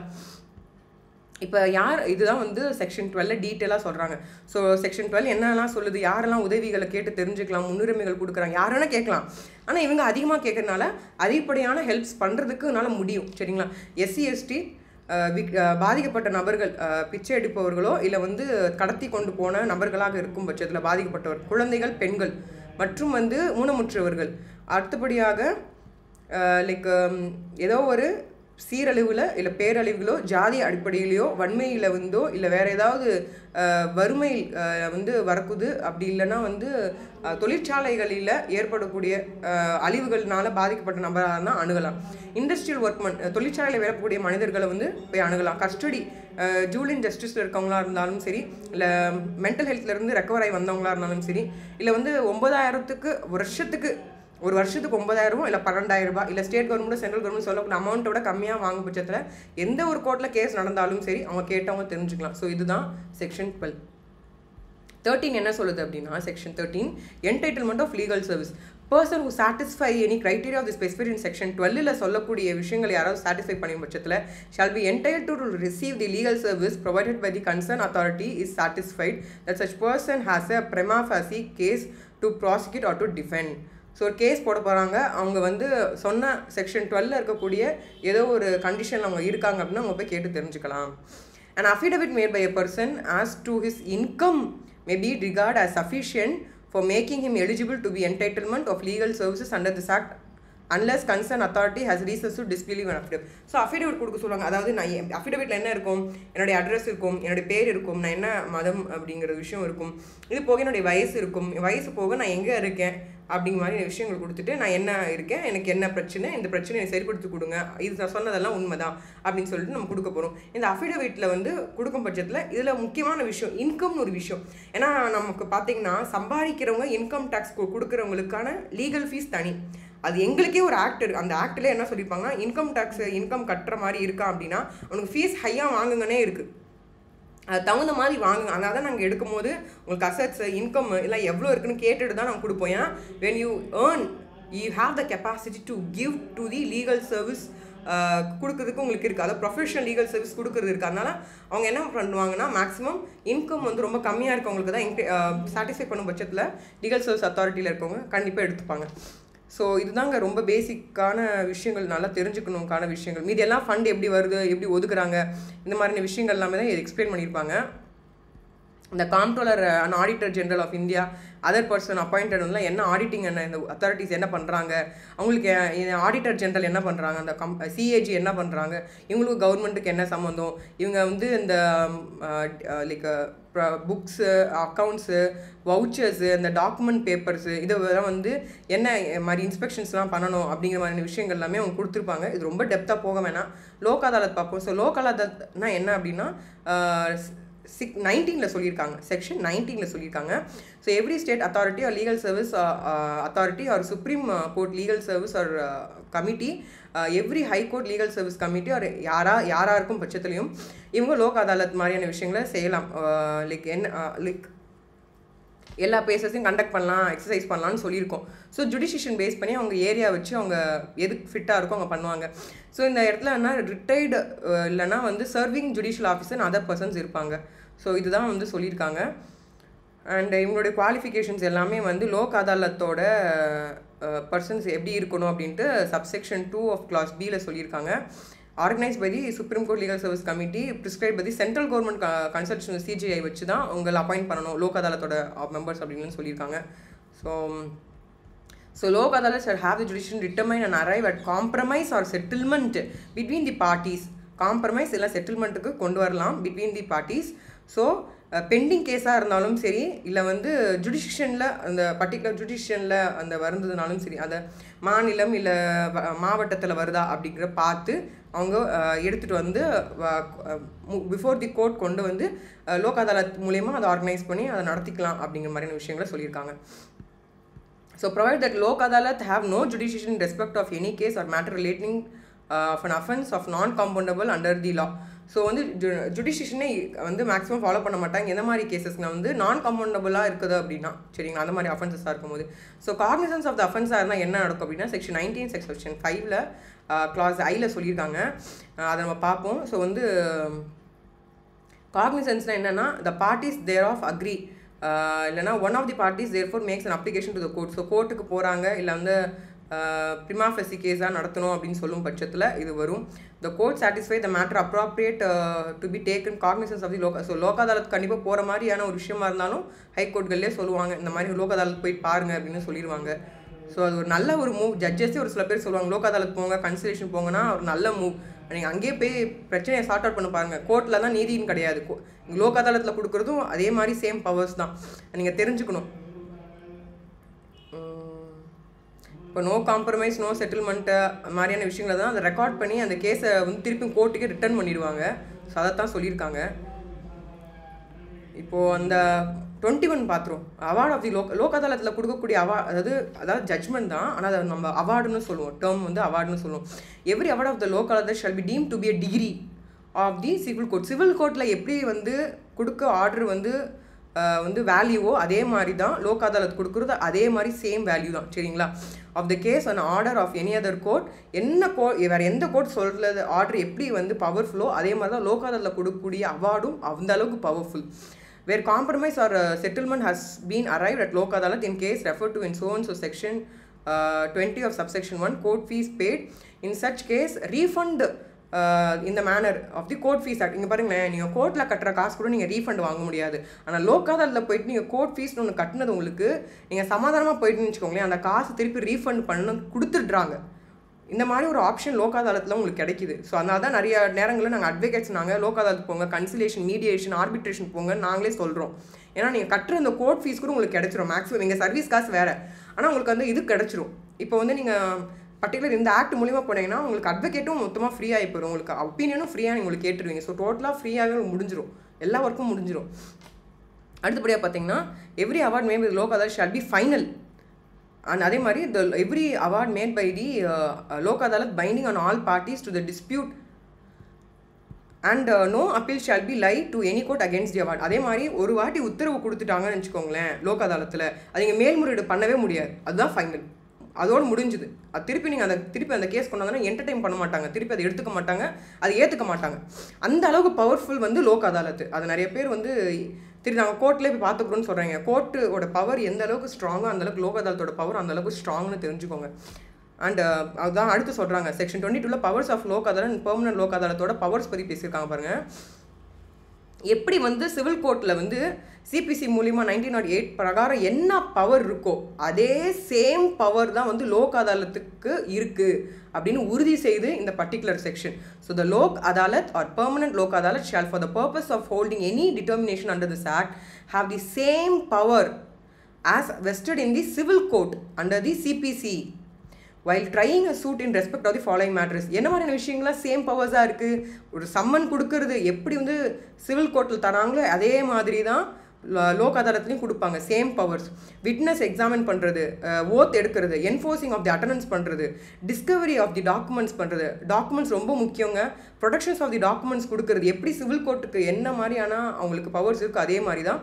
And reception of evidence of the affidavit check பண்ணுறதா இருக்கட்டும், இல்லை வந்து requisition of any public record copy, இல்லை அதாவது ஒரு document from any court or any ஆஃபீஸாக இருந்தாலும் சரி, எப்படி கோர்ட் சிவில் கோர்ட்டில் எந்த அளவுக்கு பவர்ஃபுல்லோ அந்த அளவுக்கு அவார்டுக்கு அந்த அளவுக்கு பவர்ஃபுல் இருக்குது. நீங்கள் ஹை கோர்ட்டில் அப்புறம் தான் மேல்முறையீடு போகலாம், திருப்பி அந்த பிரச்சனை திருப்பியும் மேபி முடிவு கிடைக்காம போகும். ஆனால் ஒன்ஸ் செட்டில்ட் ஆகிடுச்சு அப்படின்னா உங்களுக்கு ஃபைனல் ஆகிடும், திருப்பி அந்த பிரச்சனை உங்களுக்கு மேக்ஸிமம் வராது. சச் அதை மேபி ப்ரிஸ்கிரைப்ட் அப்படின்னு சொல்லிட்டு சொல்கிறாங்க, சரிங்களா. ஸோ அண்ட் அகெயின் ரொம்ப முக்கியமான விஷயம் அப்படிங்கிறது வந்து பார்த்திங்கன்னா pre litigation conciliation and settlement. So இதில் என்னன்னா இப்போ 22A சொல்லியிருக்காங்க. பெர்மனன்ட் லோக் அதாலத்னா அந்த பெர்மனன்ட் லோக் அதாலத் வந்து 22B சொல்லியிருக்காங்க. அதை நம்ம பார்த்துருவோம். அண்ட் பப்ளிக் யூட்டிலிட்டி சர்வீஸ் அப்படின்னா transport service, telephone, telegraph, postal, power, light, இல்லை தண்ணி, பப்ளிக் பை எனி எஸ்டாப்ளிஷ்மெண்ட் தான், அதுவும் பப்ளிக் யூட்டிலிட்டி சர்வீஸ் தான். System of public conservancy or sanitation, அதே மாதிரி ஹாஸ்பிட்டல், டிஸ்பென்சரி, இன்சூரன்ஸ் சர்வீஸ், எல்லா விதமான சர்வீஸுமே வந்து என்ன சொல்கிறாங்கன்னா பப்ளிக் யூட்டிலிட்டி சர்வீஸ்னு சொல்கிறாங்க. சரிங்களா? Includes any service which central and state government may cos in public interest when notification declared to public utility service for the purpose of this chapter. 22B permanent Lok அதாலத்தோட establish எப்படி அமைக்கிறாங்க அப்படிங்கிறத நம்ம பார்ப்போம். So section 19 சொல்லியிருப்பாங்க already, like notification establish permanent exercising such ஜுடிஷியன்ஸ் in respect of one or more public utility services so and so. Every permanent இருக்கக்கூடிய என்னெல்லாம் இருக்கணும் அப்படின்னா, ஒரு டிஸ்ட்ரிக்ட் ஜட்ஜ் இருப்பாங்க, இல்லை அடிஷ்னல் டிஸ்ட்ரிக்ட் ஜட்ஜ் தான் வந்து person has been has or held judicial officer higher rank than the district judge shall be the chairman. So யார் சேர்மனாக இருக்க போகிறாங்க அப்படின்னா, அதாவது டிஸ்ட்ரிக்ட் ஜட்ஜே வந்து ஒரு மிகப்பெரிய ஒரு பொசிஷன் தாங்க. அவங்களோடைய ஹையர் ரேங்க் அவங்களா இருக்கவங்க தான் சேர்மனாக இருக்க போகிறாங்க லோக் அதாலத்தில். அதனால் வந்து அவங்க யூனிஃபார்மில் இருக்க மாட்டாங்க, அவங்க அன்யூனிஃபார்மில் இருப்பாங்க. ஏன்னா பப்ளிக் அவங்க மனசை விட்டு பேசணும், பயப்படக்கூடாதுங்கிறதுக்காக அவங்க அந்த என்ன சொல்லுவாங்க கவுன் போகிறதே இவங்களுக்கு வந்து ஒரு சந்தோஷமான விஷயம். அதையும் அவங்க விட்டு கொடுத்துட்டு உங்களுக்காக சாமானிய மக்கள் மாதிரி தான் அவங்களும் உட்காந்துருப்பாங்க. அதனால் போயிட்டு சும்மா கேஷுவலாக பேசணுங்கிறதுக்காக அவங்க பேசுவாங்க. பட் அவங்கள ரொம்ப மனசு கஷ்டப்படுத்துகிற மாதிரிலாம் பேசிடாதீங்க. அண்ட் அவங்க வந்து அவங்க வந்து judges rank, higher most rank தான். அவங்க எல்லாருமே மிகப்பெரிய ஒரு வலிமை பெற்ற வழக்கறிஞராக இருந்து ஒரு ஜட்ஜஸ் ஆனவங்க தான் உட்காந்துருப்பாங்க உங்கள் முன்னாடி. அதனால் கலர் ட்ரெஸ்ஸில் ஃபார்மலாக உட்காந்துருக்காங்கன்னு சொல்லிட்டு ரொம்ப don't take your over advantage எடுத்துக்காதீங்க. 2 other persons having adequate experience in public utility service nominated by central state government recommendation central authority as may so and so. So other 2 members வந்து தேவையான அனுபவம் இருக்கும் பட்சத்தில் இந்த பப்ளிக் யூட்டிலிட்டி சர்வீஸ் நான் read out பண்ணல.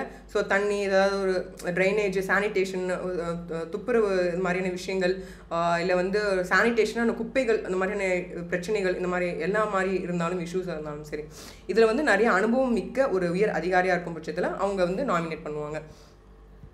And இதுதான் சொல்லியிருக்காங்க. இதுதான் appointment of the chairman and other persons, இப்படி தான் அப்பாயின்ட் பண்ணுறாங்க. 22C வந்து காக்னிசன்ஸ் ஆஃப் தி அஃபென்ஸ் பற்றி சொல்லியிருக்காங்க. ஸோ சேம் அதே கொஞ்சம் ரிப்பீட்டடாக தான் வரும். இதில் இன்னும் ஒரு முக்கியமான விஷயம் சொல்லணும்னா, இங்கே பாருங்கள், ஏதாவது ஒரு ஸ்டேட்மெண்ட் சொன்னாங்கன்னா ரெக்கார்ட் பண்ணவான்னு கேட்பாங்க. அது ரெக்கார்ட் பண்ணாங்கன்னா அது எல்லாமே ரெக்கார்டடாக இருக்கும். பட் எல்லாமே ரிப்போர்ட் வந்து எப்படி இருக்குன்னா, அவங்க செட்டில் ஆனாங்களா இல்லையாங்கிற மாதிரி ஜென்ரல் ஐடியா தான் இருக்கும். ரொம்ப இலாபரேட்டாக நீங்கள் பேசினது எல்லாமேலாம் ரெக்கார்ட் பண்ண மாட்டாங்க. சரிங்களா? அதுவும் தெரிஞ்சுக்கோங்க. நீங்கள் மனசு விட்டு பேசணுங்கிறதுக்காக தான் இந்த அமைப்புலாம் வச்சுருக்காங்க. உங்களுக்கு எல்லாமே குட் ஃபேத்தில் தான் பண்ணுவாங்க. அதனால் கோஆப்ரேட் பண்ணுங்கள். லைக் ப்ரொசீஜர் எல்லாமே சிபிசி தாங்க. Natural justice, fair play, equity, principles of justice எல்லாமே இருக்கும். So objective of the fair எல்லாமே இருக்கும். எப்படி நீதிமன்றங்கள் இருக்கோ அதே மாதிரி தான் இருக்கும். ஸோ அவார்டு மட்டும் பார்த்துருவோம். 22E மட்டும் செக்ஷன் மட்டும் பார்த்துருவோம். Every award of the permanent Lok Adalat under this act either on merit இல்லைனா in terms of settlement agreement shall be the final binding on all the parties, therefore on persons claiming under them. So வந்து maximum settlement ஆகிட்டீங்கன்னாவே பிரச்சனை sort out ஆயிடுச்சுன்னு தான் அர்த்தம். So அது வந்து maximum மெரிட்டில் தான் பேசுகிற மாதிரி இருக்கும். லைக் யாரும், ஏன்னா 2 பேரும் பாதிக்கக்கூடாது, 2 பேருக்கும் மனசுக்கு ஒத்துக்கிற மாதிரி இருக்கக்கூடிய ஒரு செட்டில்மெண்ட் தான் மேக்ஸிமம் லோக் அதாலத் வந்து ப்ரிஃபர் பண்ணுவாங்க. நீங்களே பேசி நீங்களே சொல்யூஷன் கிடைக்கிற மாதிரி தான் இருக்கும். அவங்க மேக்ஸிமம் கோர்ட் மாதிரி அட்வொகேட்ஸும் ஜட்ஜஸுமே பேசிகிட்டே இருக்க மாட்டாங்க. உங்களுக்கு வாய்ப்பு கிடைக்காது. பட் லோக் அதாலத்தில் உங்களுக்கு தான் முழு உரிமையே இருக்கும். 95% நீங்கள் தான் பேசுகிறீங்க. 5% உங்கள் ரிப்போர்ட் எழுதி அவங்க செட்டில் ஆகிட்டாங்களா இல்லையான்னு மட்டும் தான் கொடுக்க போகிறாங்க.